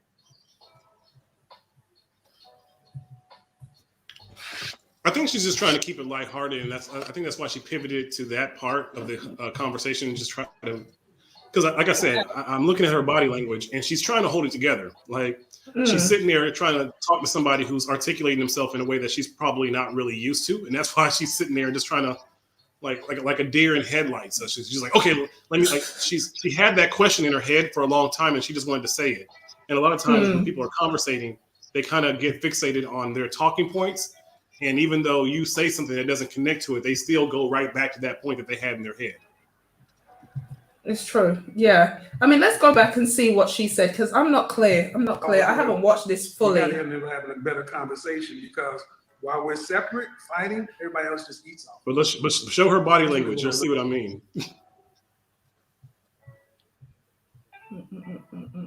If you guys are here, you haven't hit the like button, please hit the like, hit the subscribe. Yes, okay. Put some pressure on that like button, man. It costs you nothing to push that button. Push that button. No pressure. Feminists to talk about things that I may not, that people on my side may not understand, to further open the conversation up, because that's what we have to get to. We got to end up, for whoever want to be involved, what are you prepared to do to get what you want, and are you willing to pay that cost? It's really the conversation, but it always gets kind of whittled down. But at the end of the day, what we are seeing is, you know, especially if you're under 30, it's harder for guys today under 30 than it was from 50 years ago, because you can't take care of a family on a high school or just coming out. Okay, on that I kind of agree, and I disagree. Yeah, you guys, you go for it, and then. Okay. No, I agree. Okay. Yeah. I disagree in some ways. I disagree in some ways, because a lot of times those in schools in America in the 50s and the 60s and all that, you had training, you had the skills to pay the bills, you learned how to work, learn how trades, we learned trades. All of those things are removed from our school systems. Men that was in schools could leave high school and work a job and pay the bills. Because they were taking trades, they were taking those things that they removed from our school systems. That was in regular public school systems. Men had the skills to pay the bills. We're gonna remember that. Yeah.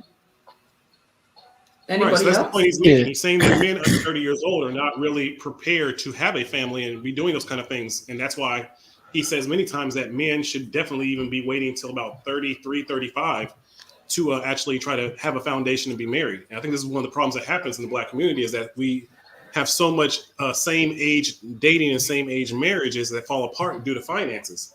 Whereas if we actually looked at other countries and kind of see that there's a good 7-year gap, I think that actually builds a better dynamic and leading and following. I think women are more naturally inclined to follow a man who has the money to back up what he's saying.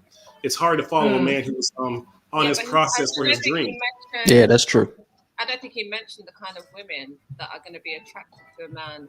You know, he didn't put that into context. So that's why I find it a bit confusing. A man at 30 years old should really be in a position where they can financially support, you know, a partner or at least one child. At 30 years old, are you saying that that's not possible in modern times? Men aren't achieving that. Well, it's not likely. It's never where it's not possible. But let's keep it 100. Most men don't come into their financial stride until they're at least past their 30s. And he's saying that men under 30 years old are not really trying to build that. Like, and we're taught this in the community. Like, most men are actually taught to like end up having a child. Like, we're kind of groomed to make babies, and we're groomed to kind of like get women, but we're definitely not groomed on how to have a woman for a lifetime. We're not groomed on how to keep a relationship long term. We're groomed on how to mac. We're groomed on how to get women. We're groomed on how to keep it spicy. We're groomed on how to lay it down, but we're not groomed on how to compromise. We're not groomed on how to sometimes let things, like, we're not groomed in the art of making it last. We're groomed in the art of making it smash. Boom, boom, boom. Okay, so can I ask you this? Because if the generation before that had everything together and they were the ones that were able to provide for families at very young ages, they were marrying a lot younger, having children a lot younger. So where did it go wrong that men between that generation and now? It went wrong in the Vietnam War. It went wrong in the Vietnam War when a lot of the men who were skilled in trade ended up going to Vietnam, and when they came back to neighborhoods that were run by Pookies and Ray Rays who had real power, empowered by the police. The police flooded the neighborhoods with crack cocaine, and when these people came back from a war with real PSD, they had no real place inside that community. And what happened was the women who were left in those communities while these men of trade were gone ended up starting to value the dollar more than the men who were over there fighting the war. So when these men came back, they didn't have women who cherished them. They had women who had abandoned them. And now these same men are the Pookies and Ray Ray types. And we can also talk about the men who are in the gang type culture. They are financed by the police. And whenever there's something positive made in the community, a lot of times the police will tell those gang members, hey, go jack that place up, go shoot that place up. Because you really don't want positive role models in the community really doing actual good. And that's where it all went wrong, is when the power shifted from those trade men who went to Vietnam and came back with, drug problems in a drug community that had real power in the wrong hands. So All right, that's the whole problem. So the jail systems, the different things that was happening with a lot of black men and things being jailed and things like that happening, those things also play a part as well. You know what I'm saying? I think men being missing from the home. You know what I mean? Men being in these jail systems. You know what I mean? We know that these jail systems were designed for us. It wasn't designed for white people. We have to also take that into a context too, that the prison system, you know what I'm saying, also took a lot of black men out of the home. Black men being criminalized for every single thing, you know what I mean, was a major problem as well that led to a lot of men not being in a home, raising children. I don't know where we get from that point to now, where we're at now, because even Freemen sometimes are not taking care of their children and not raising families, and we need to bring it back to the nuclear family, I think, you know? Friedman. So, so from okay, so what happened to be more specific? What happened to men being able to provide at an earlier age, right? That system of achievement was cut out of education, right? So there's no auto shop, there's no wood shop, there's no metal shop. Working with your hands is not what was degraded as a vocation. And people kept promoting colleges. That's where you do, right? But the black community was not given a proper education to attend college. So they go to college, they fail, and then what? And now you've got no skills and 20 grand in debt because you tried college. What does that leave you with? So there is a definite cultural deficit away from being in the trades, and also a technical deficit from the school system. Because I mean, if you had auto shop today, it wouldn't just be auto shop. It's not tuning a carburetor. It's how do you program a fuel injection system? How do you program the shifting of a transmission? It would be highly technical if you were to teach that today. And kids don't have that. And so that's kind of what happened, right? Because no one has that. Because it's not just black this or black that. A white suburban kid isn't going to know how to work with his hands. He's no more likely, right? Unless he has someone in the trades, then he's more likely. Yeah, So and then comparing it to maybe in the UK here, where once you become of a certain age, we have that vocational training. If you're not book smart, if you're not academic, you know, they'll give you the opportunity to, you know, learn carpentry. right. You guys have a built-in sorting system for that. You have to test into higher grades, and that would help here. And then I want to say the next thing. The other side to that is I disagree with KS in the fact that there is a dearth of labor in the trades. If you're a 25-year-old dude, you can go out and make six figures in short order. Go out, be a welder.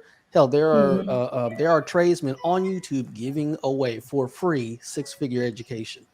You can go make $45 an hour as a welder, easy. Once you start stepping up in certifications and the things you get to do, the thing is, it's hard. Do you want to go out in the middle of South Dakota and weld a pipe in the middle of winter? If not, that's not for you. If you are, you can earn a six-figure income.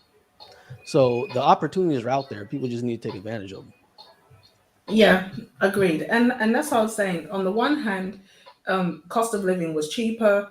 People could just leave school and go straight into a trade, right? But the other thing is the women were cultured differently. They were more marriage minded at an earlier age. And so even if you like to age gap like 18, 19, 20, and you got a guy who was in his mid to late 20s, everybody was more traditional. It's what you did. You got married, settled down, had a family.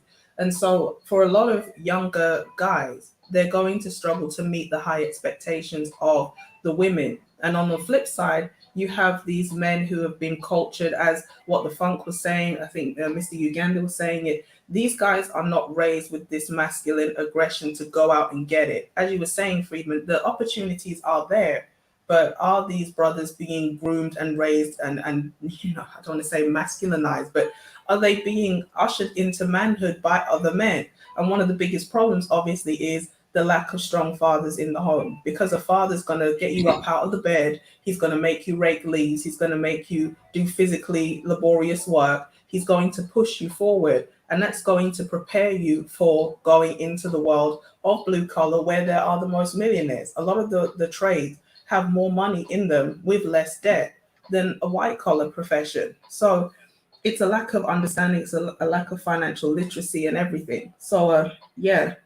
I agree wanted with to you. say- I agree with you. I agree. That's all I want to say.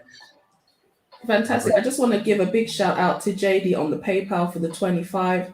I meant to say that last time.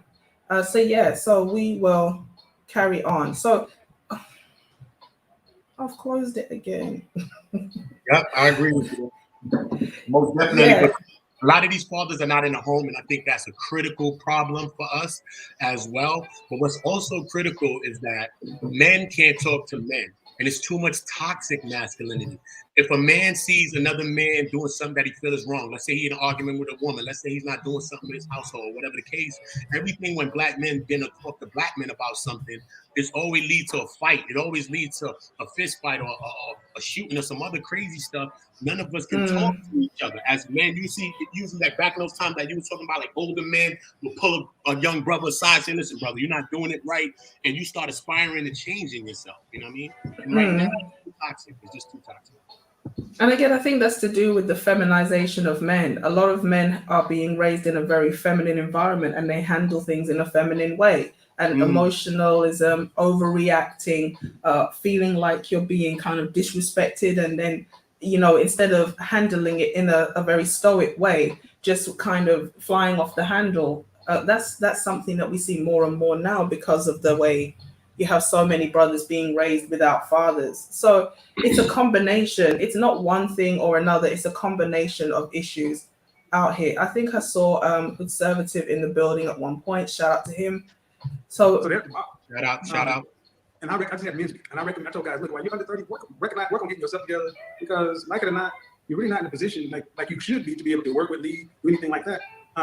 And you see the hate, not the hate, but the hurt on both sides, because a lot of times people will use these talking points to go at and poke women over here, but that's not what's going on right now. This year we're past the sound. We still laugh. We still do all that stuff. We're talking about self-awareness and moving. I think you get on 150 again. Talking with a feminist sexologist, a womanist feminist, to talk about things that that people on my side may not understand, to further open the conversation up. Because now he did do what Men's Week. I did watch a couple of episodes of this thing, right? I don't really agree on waiting so late. I think once men start getting into their mid-30s, they start tending more towards bachelorism. But I understand that for guys who have been kind of brought into the situation behind the 8 ball, where they haven't been given the foundation necessary to excel early, they're taking too long to get ready. And unfortunately, it's partly because of maybe poverty, the environment they were raised in, what their mothers and fathers failed to teach them, and the school they went to and things like that. And so on the one hand, I understand it may take you till your mid-30s to really become established. For a lot of men, that's where they come into their stride, but they've been building a foundation since their 20s. I think a lot of Black men, unfortunately, are still trying to find their feet in their 20s, and they're just getting started in their late 20s, early 30s. And so when he says to a guy, you shouldn't even really be thinking about XYZ until you get into your mid-30s, I think for a lot of men maybe who have reached that stage, they're probably done with dating, because they're not all monk mode. Do you know what I mean? But I understand why he would say that. Somebody said, where did you get this idea of the close dating? Most Black people have a real issue, at least in the West, with the concept of age gap dating. That's why I push it a lot, because if you are a young woman, you claim to be wife ready, the guys at your age are not going to be. They're not going to be financially ready. They don't have the skill set to run a household, to be a leader, a provider, or a protector. And so if you want the provision of a husband, you will have to date older. So that it just is what it is. And the Black community, for different reasons, as what the Funk was saying, a lot of men are groomed and cultured to be like baby makers, okay? To basically be there at the whim of the women, to give them children and give them sex when they want it. And so the women who kind of come into maturity a bit earlier, they are looking for guys who are naive and green, like a PJ Washington, to basically use for that purpose. And so we're also groomed to be stepfathers more than we are to be fathers. I think Yeah. black men in America, we're groomed to be stepfathers more. We're taught how to treat another woman with her kids more than we are actually taught how to actually have and build our own legacy. That's true. It's true. It's like it's looked down upon. I know Mr. Palmer did a collaboration recently with some of the guys from the Lapeef Network, and they were talking about, he's got his F child support hat, and one of the ladies, Kayla, was really upset about the hat, and it's like, I know these are his kids, so he's got to pay child support, but it's like there's this culture of when you see a woman with a child, no matter what, you just have to give and give and give. Like, even if the woman is not doing the right thing, you have to still give. Even if those children are not yours, still give. I mean, I know I saw a meme. It could be true, it could be fake, but it's like, even if you find out like the child is not yours, you should still take care of that child. It's like, what? Because you've been in that child's life. Yeah. Yeah, and it's like Kevin Samuels did a breakdown on hyenas. I think it was maybe like 3 days ago. that was amazing. Yeah. Because it's so idiotically true, like how our community is kind of patterned around that kind of philosophy. And it's true. It was really good. Yeah. You can find examples in nature and how the boys die off and the male hyenas are literally given the scraps, and the women dominate, and once they have the power, it's not, I wouldn't say it's so prevalent here, maybe more in the West Indies than in African culture, but it's becoming more normal where the women are taking on this attitude of, we don't need a man, we just need you for sex, we just need you if we want a baby or something, we're strong and independent. And as you saw the woman begging online for companions. Okay, I had a social worker tell me she had a client with 9 kids. 9. Yeah, and these guys, they're not thinking about the outcomes of the child. It's more of a selfish endeavor. So on the one hand, yes, 35 is a good age to settle down, but are the women making the girl's wife ready? That's another problem. A lot of the misconception is the men don't want to be married, but the question is, are there women suitable to be wives? And that's something that the women, they don't really talk about. There aren't, man. There is a dearth of wife-ready women in the black community, period. I don't even think there's too much data that says so for us to even argue that. I mean, when 53% of black men don't have kids, right, are single and childless, and you've got, man, come on. Exactly. That I think is obvious. And that's what they never want to cop to. That's the simple fact that they never want to cop to, right? There's a dearth of acceptable women, and they want to act like, well, it's both sides. Not really. Not really. That's why black men are dating out more. Well, can I ask you guys a question real quick? Like, what is the criteria you think now in modern times for a woman? Honestly, wife material. Right? Men do not have a problem with marriage. Men have a problem with the penalty of divorce. So in my eyes, I think any woman that understands that the court system is so against you, whether you have children with her or not, if she's wife ready, she's willing to get married outside of America and then come back to America if you guys want to live in America and you have your marriage on paper. But to actually align yourself with the American court system, it's putting every man at a disservice. And I ask women this question very simply. If it was the other way around, if women lost custody of their children most of the times the way that men do, and men got the custody of the children, and if women in general had to pay child support and custody to that man, even though he chose to leave her, would women still value the idea of marriage? And what is your answer to that? No, my question was what? Wait, no. Just answer. Answer that question first. You skipped over my question. I was skip the question. Yeah, I asked you, what does a modern woman? What does that look like? Criteria? I answered the question of what the criteria of what men are looking for in a wife. I literally answered that first, and then I asked you a question afterwards. All right, so let's hear Friedman. Let's hear Friedman's response to that. We'll come back. Answer that too. Let's hear Friedman. Well, I mean, it's kind of simple. Yep, there it is on screen. Sex, silent sandwiches, and a prenup. Because at this point, no. Honestly, and I don't mean that facetiously. What I mean is the downside to marriage is the real downside is the court system. right? How our culture has weighted everything in the woman's favor. So the age-old criteria of sex silent sandwich is great, but now you need a prenup. I mean, if a woman were serious, you're putting it in the context of a divorce or a separation. I'm asking you how to make a marriage successful. Okay, I I had trouble stepped away hearing for you. a Can you say that second. I again? literally stepped away. I came back to World War III. Can't leave black people in a room together for 5 minutes. I'm joking. Okay. Can you We good, man. We good over here. We good over here. So, I do so agree I with just what want the One, question again because one community over there snuggled up with a blunt in the bed and having a giggle time. I'm standing up. I don't snub standing up. I'm gonna hold you to that. I'm gonna ask that question again, though, to the ladies. But no, I agree with you. What the fuck? When you go into the court system and stuff like that, I get it. You know what I'm saying? Even Okay, with children, so, but- with sons. So I agree with those points. Even Friedman came back with that. Yeah, point. but you're taking I do. it somewhere that I wasn't taking it. I'm talking about. okay, I'm sorry, darling. Wait, Can you hold on, ask hold the on, hold on, question? hold on. Ask the If question Ask one the more women question time. again. lost custody of the Sorry, children I the way was that men asking do. the guys because they were saying that modern women, are not equipped to be wives, and I was asking the guys, so what criteria do these women have to meet to show that they're wife material? That they're We And what the both fuck? just Sorry, answered can the you repeat your question. answer? Because I missed it. Yeah, he didn't answer it. Freeman answered. I answered. The only person who didn't answer is the person right next to you in the bed.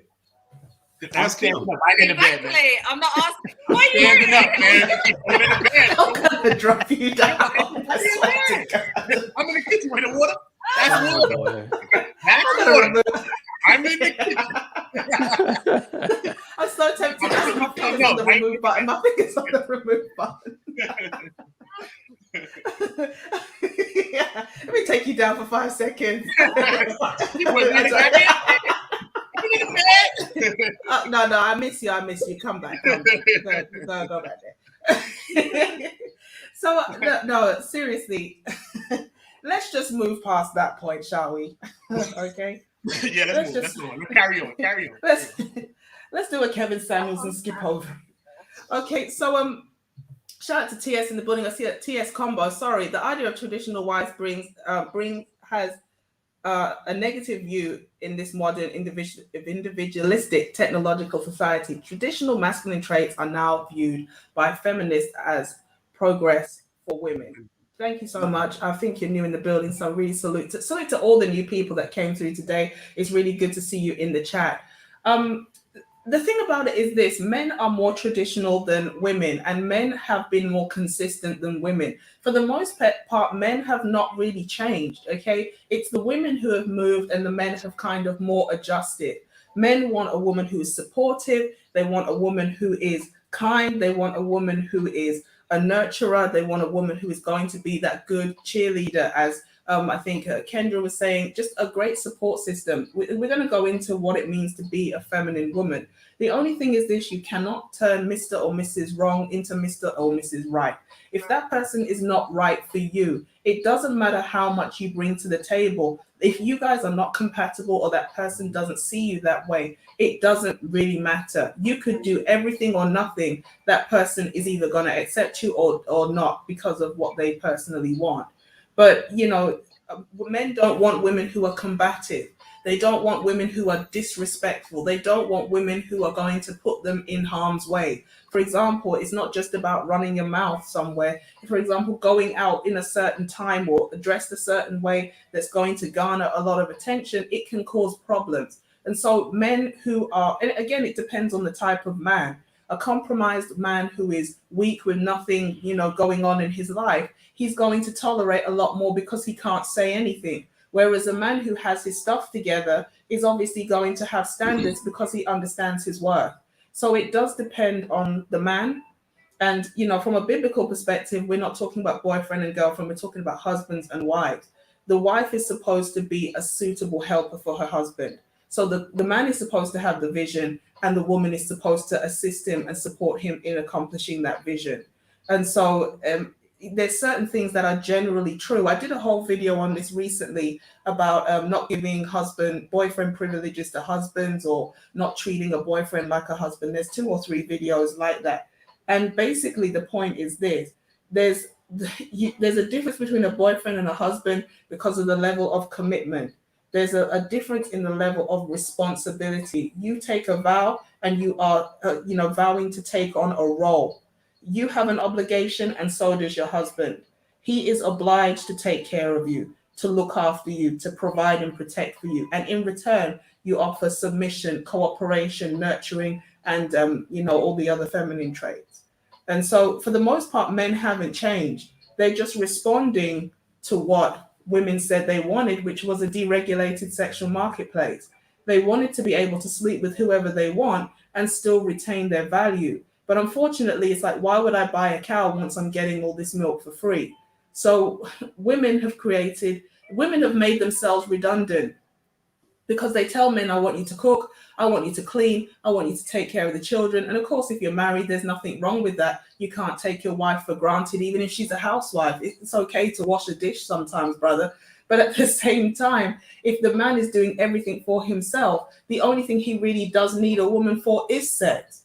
So when women stepped away from their traditional role, then the man just adjusted to her moving away from tradition. He's like, I don't need to get a job and be accomplished. I can show up with a pizza and a couple of root beers. We Netflix and chill, and when we get it in, I can just swipe right for now. And I don't need to be anything. Root what? beer? What? Root beer and pizza? Look, I'm going to drop you down again. I swear to God, don't turn this into a domestic. No man has ever got laid with root beer and pizza, okay? Ever. Lies. In the black No, that wasn't me, though. Wait. Wait, am I incriminating myself? What the fuck? I met Cat with root beer and pizza. Don't do that, man. That wasn't me. Oh my God. It sounds like how many sisters are drinking root beer? Root beer? Root beer. I tried to sound American. Most of the guys are from America. I don't like root beer. Hawaiian punch. Lady A. Hawaiian punch. Okay? I can do Hawaiian punch. Tropical Hawaiian punch. Write that down. I don't like root beer. Jesus Christ. I'm looking like a Philistine out here.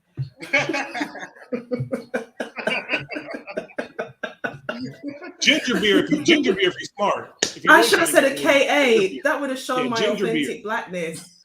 Yeah. Oh God. Yeah. I sound like a cocoon. Ginger beer.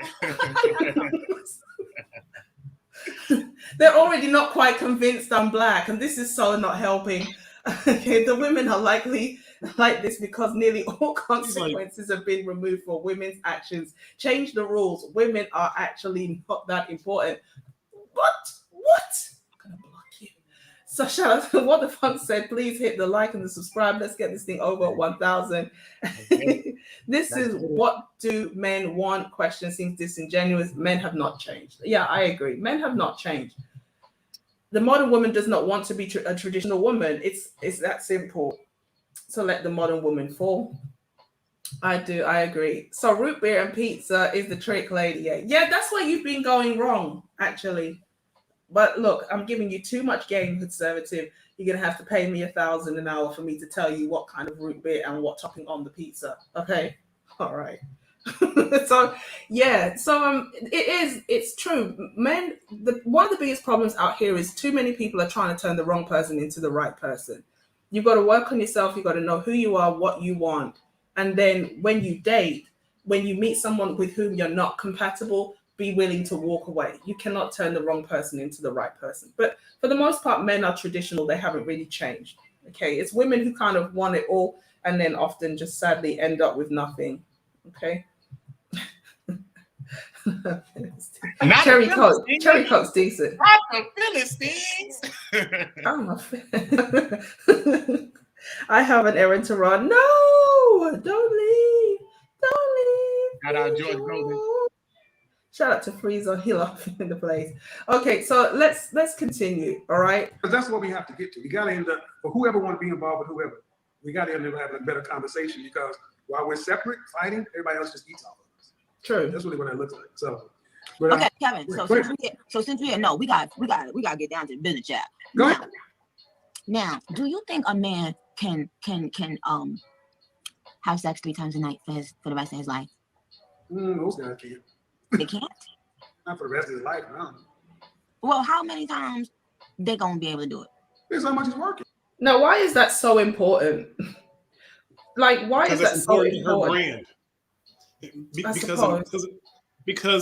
Because sex is truly so important and it's not. But in our community, we have made it so important on the basis of our relationship. Our foundations in our relationships are oftentimes based on sex instead of if that man can provide or if that woman is actually a great muse. A lot of men will cheat on a woman who's an amazing muse type woman because some other woman might be able to rock his world better.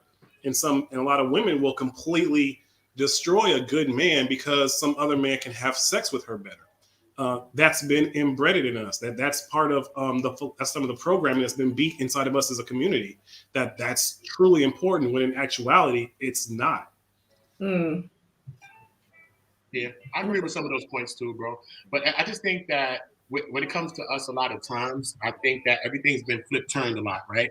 Let's think about back in the times, right? Virginity is something that was upheld. People paid dowries. If you was a virgin woman or man, it was something that was special and it was something that was sacred. Growing up, when I was growing up, if you're a virgin, people are joking on you as a man or a woman. They playing you, they joking on you. Not even something as virginity means something in our community. What is that? That's a major problem to me. You know what I'm saying? It's a problem. Yeah, virginity is shamed. It's shamed. We are a backwards culture. Yeah, and in many cultures, that is celebrated. That's upheld for a woman to be that. Even until marriage. I wouldn't say so much for the men, but definitely for the women, it's held up there in high regard in many cultures. It's honorable. It's very honorable and things like that. Now it's the fucking men just get some money. Yeah, you know what I'm saying? And a woman doesn't even want to tell a man that she's a virgin. It might be perceived that she doesn't know what she's doing, that she's, sexually incompetent, or she's inexperienced in some ways. Right? Yeah, it might go against, And I want to touch on what Hood Services said. He said a relationship based off of sex gives the woman the power. And I was going to do a video on this, how sex is weaponized against Black people. And this is one of the reasons why I'm not a fan of somebody like Nicki Minaj, because it does perpetuate this narrative about the over-sexualized Black woman. And I know a lot of the times people talk about this issue of, white people sexualizing Black women. There was that famous lady, she was kind of paraded around because of her posterior, naked and kind of gawked at, Sarah Bartman. Yeah, so she was being paraded around and people were looking at her like a creature in the zoo kind of thing. And it's like, to an extent, we are complicit in our own destruction. And this is one of the reasons why I get into a lot of arguments on both sides. I'm down the middle, but I'm being attacked by the people who are like ultra pro-Black and the people who are like, no, white supremacy doesn't even exist anymore. And it's like, no, there's a balance in between, because we are complicit in our own destruction. And one of the ways that we are being destroyed is through our sexuality. We are the only group of people on this planet who sings and dances about sex the way that we do. It's not even like love or romance. It's literally just like animals going at it in the forest. Like we have a song out here called WAP. I mean, when you look at our male and our female artists, they are overly sexualized. And that is obviously going to trickle down into the culture in terms of what we think is normal interactions between men and women. And so obviously what's going to happen, you're going to have STDs, you're going to have obviously emotional trauma, you're going to have maybe other types of trauma, unplanned pregnancy. And how is that going to destabilize the community? It's going to produce a lot of broken people and broken homes who cannot compete. So this is one of the reasons why I don't like Nicki Minaj and her ilk, because they perpetuate a poison to the Black community through the avenue of sex, which is like a poor man's pleasure. It's free. You can do it with anybody. Well, not anybody. Well, all right, don't be silly now. Everyone knows I'm talking about over 18. But okay, we've got a lot of young people who are getting involved in this life, and they think this is what you should be doing. And a man who, and this is to Hood Services' point, a man who looks for his masculinity through his sexuality becomes easily manipulated by women, because they can say either you don't get B's, or you're not getting any P, or you're not a real man. Have you got kids? How come you don't have kids? It's like they're being manipulated through this idea that I have to prove myself as a man through my sexuality. Somebody wants to go? No, yeah, I was going to say that is completely correct. They do that. That is a dysfunction within the black community is that women choose men based on their physical attractiveness. They rate black women rate that far too high, and that's what it leads to. I mean, black boys, like black fatherhood, 15 to 19 is like triple Asians, double Hispanics, almost like 2.5 times that of whites, right? That there is way too much of that. And the idea, and you look at it, right? When you look at culture, what do black men want? They want a fine man. And what are men's basic complaint is like, hey, you see productive men being passed over. What is the problem? Right? That's the problem. They are looking for the dude that makes them moist, not the dude that is productive and stable. Right? There's nothing happens in the black community positively until that changes as far as marriage goes. That's a fact, man. That is just not happening. It's fact. I think a lot of these times these people are pushed though, because I think when different artists come, the system pushes certain artists to push a certain narrative, and the narrative is not meant for the adult women or the adult men. It is for our children, our young women and our young men. I think when Nicki came in, it was meant to push more bisexuality within the women, within people. I see more younger people coming out being more bisexual, being more in, other, relationship, alternative lifestyle relationships. We could see like with Cardi coming in, she and like a City Girls and certain people, F them, get the money, certain things pushed out.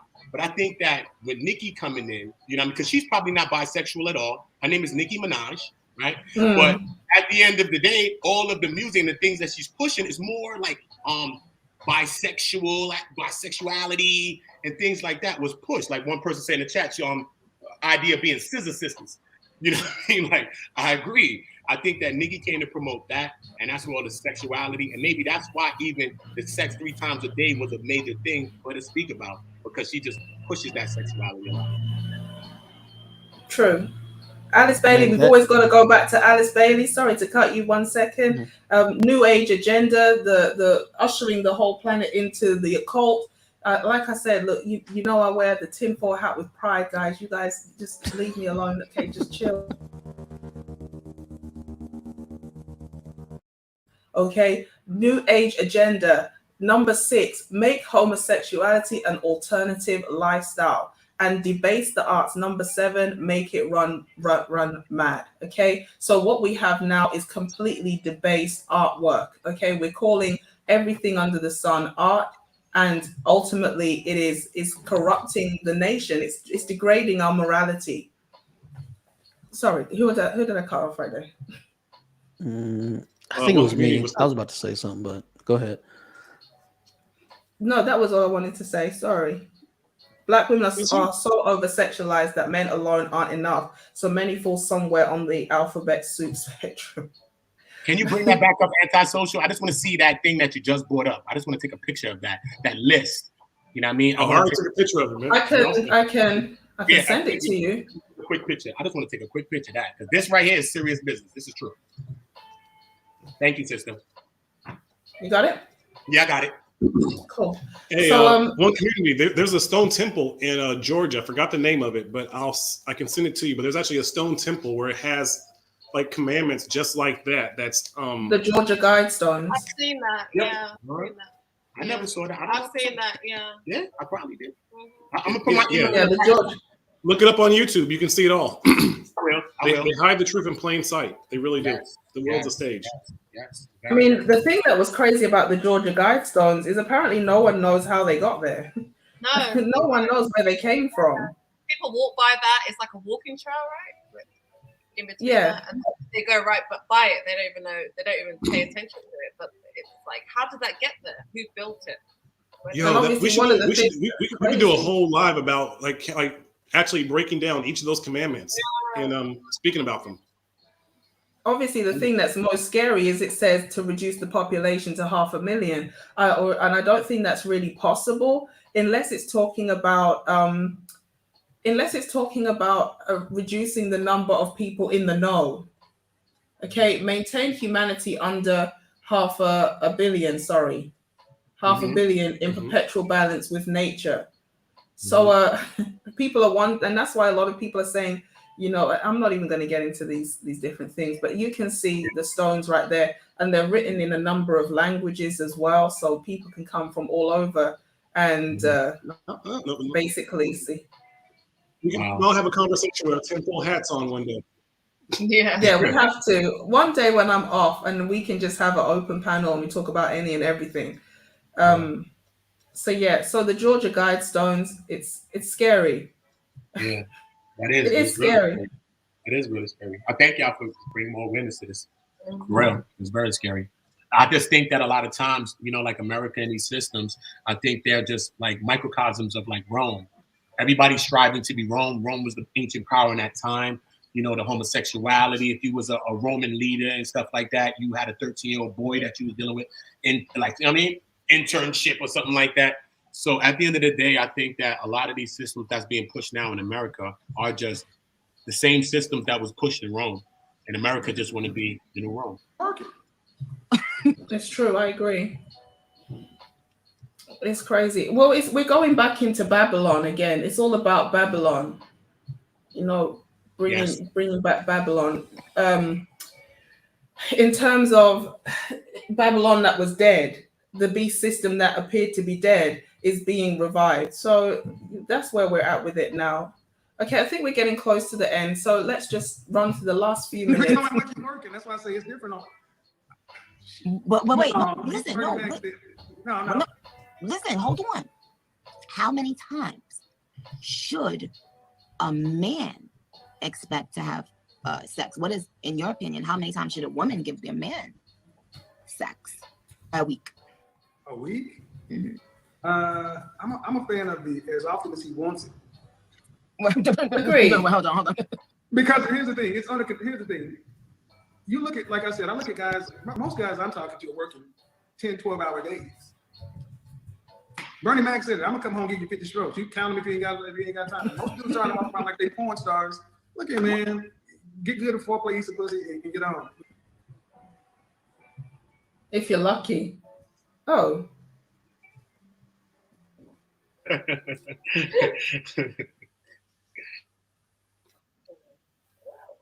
She just went out to come back. Make sure y'all dropping y'all like until she come back. Make sure y'all subscribing. Make sure y'all sharing. Couple of people left to get it to 1,000. It's not that much hate on the world.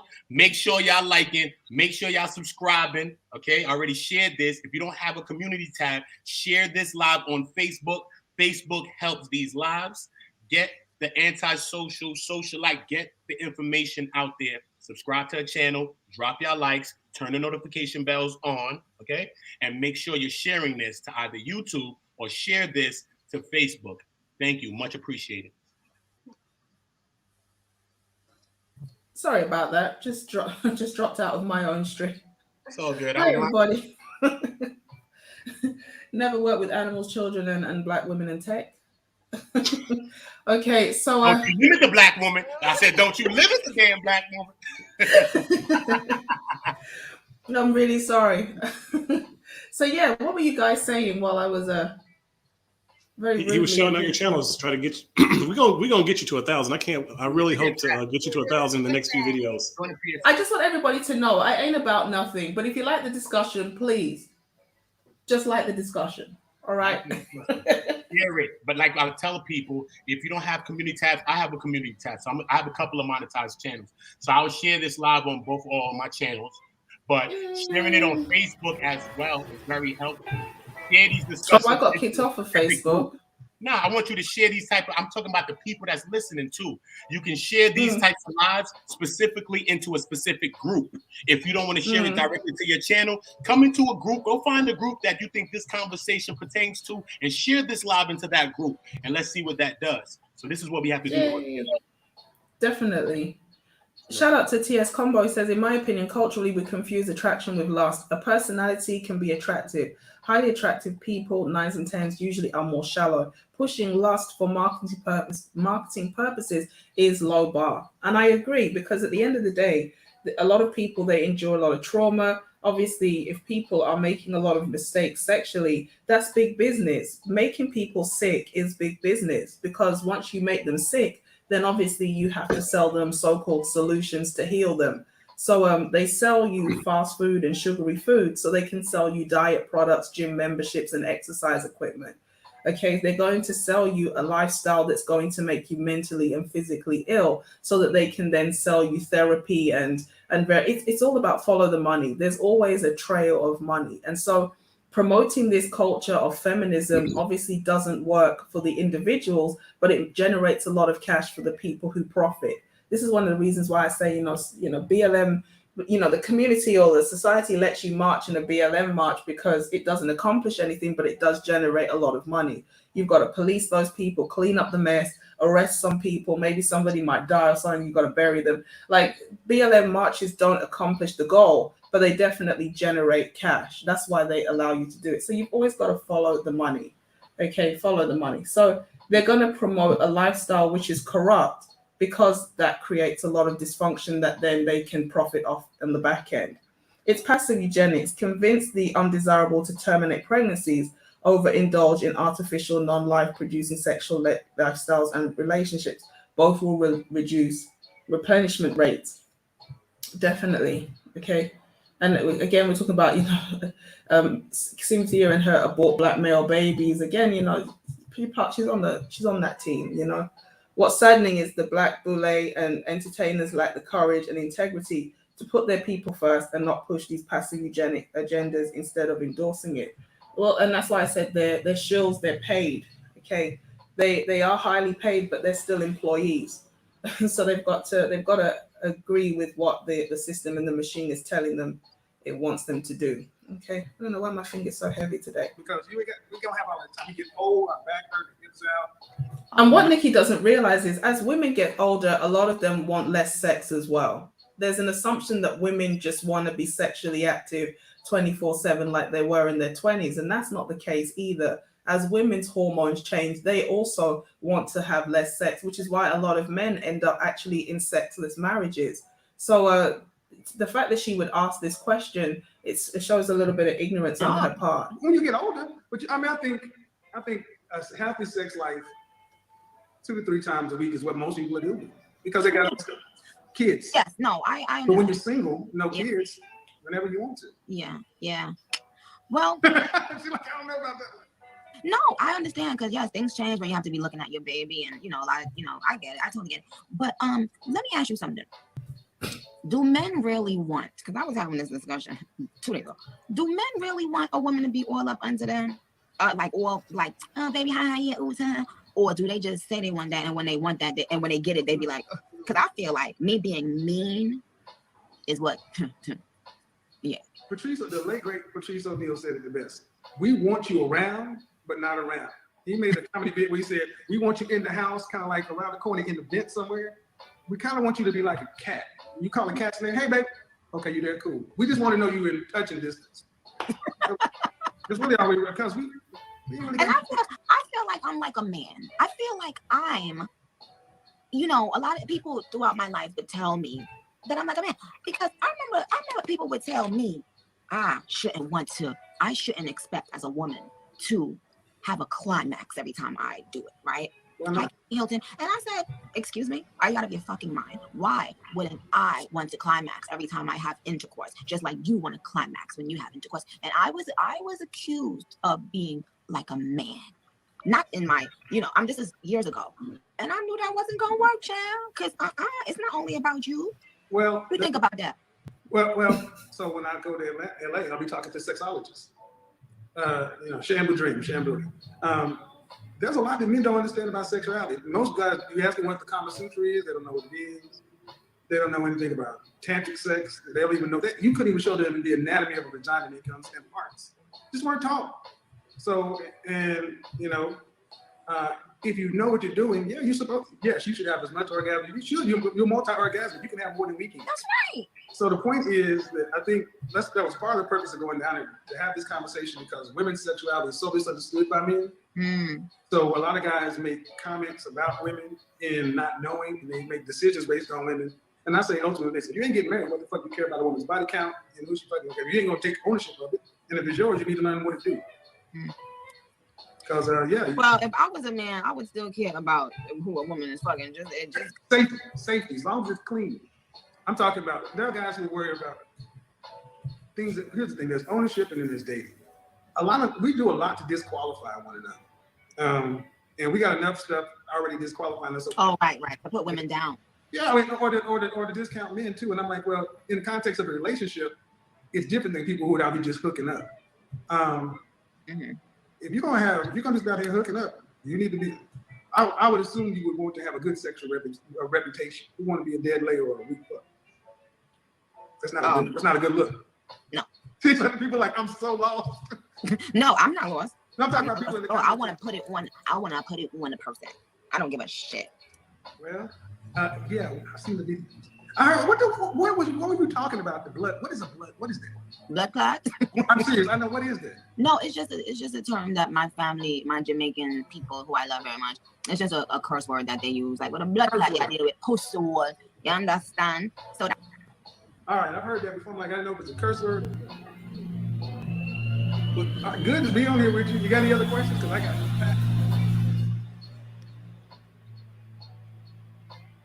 Oh.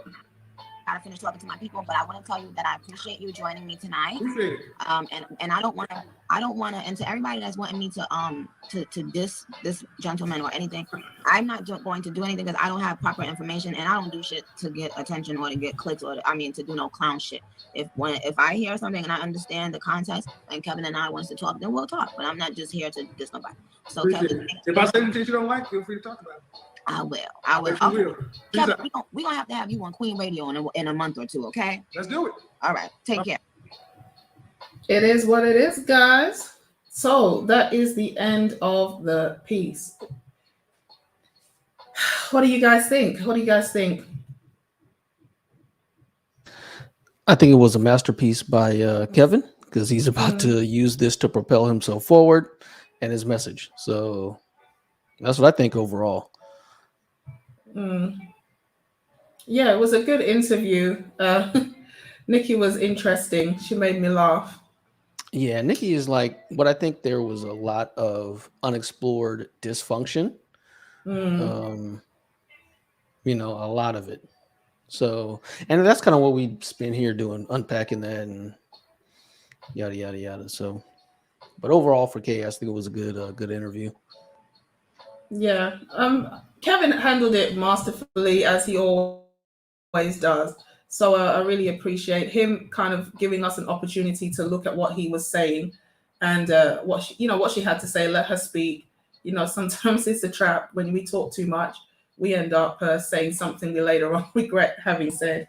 But as usual, yeah, he did a really good job, and kudos to him for getting a big celebrity like that on his platform. As bad as thing be, we may not rate Nicki Minaj, but we can't take that away. That he's created a platform that a lot of people who are kind of quote unquote high profile or whatever, that was a Freudian slip, they're coming to. So it is positive, and so congrats to him for such an interesting interaction and a dialogue. So do you guys have any other things you want to say? I know What the Funk dropped off. I'm not sure what happened. Nikki is a cartoon character, a parody like Cardi B. Definitely, yeah. Mad cosplay Keisha's coming from these two-parent homes. A subject few want to touch. This ain't no alpha. Your way out of it. Osmosis React, shout out to you, bro. First time I'm seeing you in the chat, he said they were both being fake. Yeah, that's true. He's playing it cool so he can get that interview. Right. So does anybody have any closing statements then, if no one else has anything they want to say? I just want to say great conversation, great panels, always great topics. I want you to keep doing your thing. I want everybody to subscribe to the Anti-Socialite. Drop y'all likes. Make sure you are subscribing, hitting that notification bell. Get her to 1K today. There's not that much hate in the world. Salute to What the Funk. Salute to Friedman's journey. I will be sharing her on my channels as well and helping her to get to that. because this is what we need to do. We need to start supporting each other if we really believe in each other. And that's going to be one of our biggest solutions, not just talking about things, showing our support for each other is going to be one of the greatest things that we end up doing, which will lead to all of the other ways that we're going to unify. So salute to y'all once again for great panel. I appreciate y'all. From Kat and I, Kat over there in the cut. Salute to y'all. I appreciate y'all so much. Thank you so much. As everyone said, you know, we are fast on our way towards 1,000 subs. So do we need more subscribers? Definitely more. I know, who was it who just said they hit the subscribe button? Thank you so much to Osmosis React. So we just want to show our appreciation.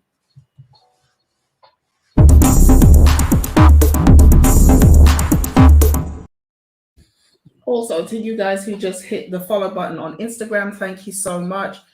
So yeah, it was a really good discussion. Shout out to What the Funk, who was the one who put me onto this interview. Thank you so much to the esteemed panel, Freedman's Journal, What the Funk, and obviously One Community. I really appreciate everybody who liked the video, who shared the video, who disliked the video. To the person who unsubscribed, shout out to you. I still really appreciate you. Every dislike is engagement, so God bless you for the thumbs down. It is what it is. So yeah, so if you are catching this on the restream, I really appreciate you for making this far. Pat yourself on the back because you've done a great job. Obviously, if you haven't subscribed, please hit the subscribe button. Share this video with somebody who needs to see it. Give it a big thumbs up, or thumbs down, or unsubscribe, or whatever. And of course, let me know what you guys think in the comment section down below. Have a great day, guys, and I will catch you in the next one. Peace.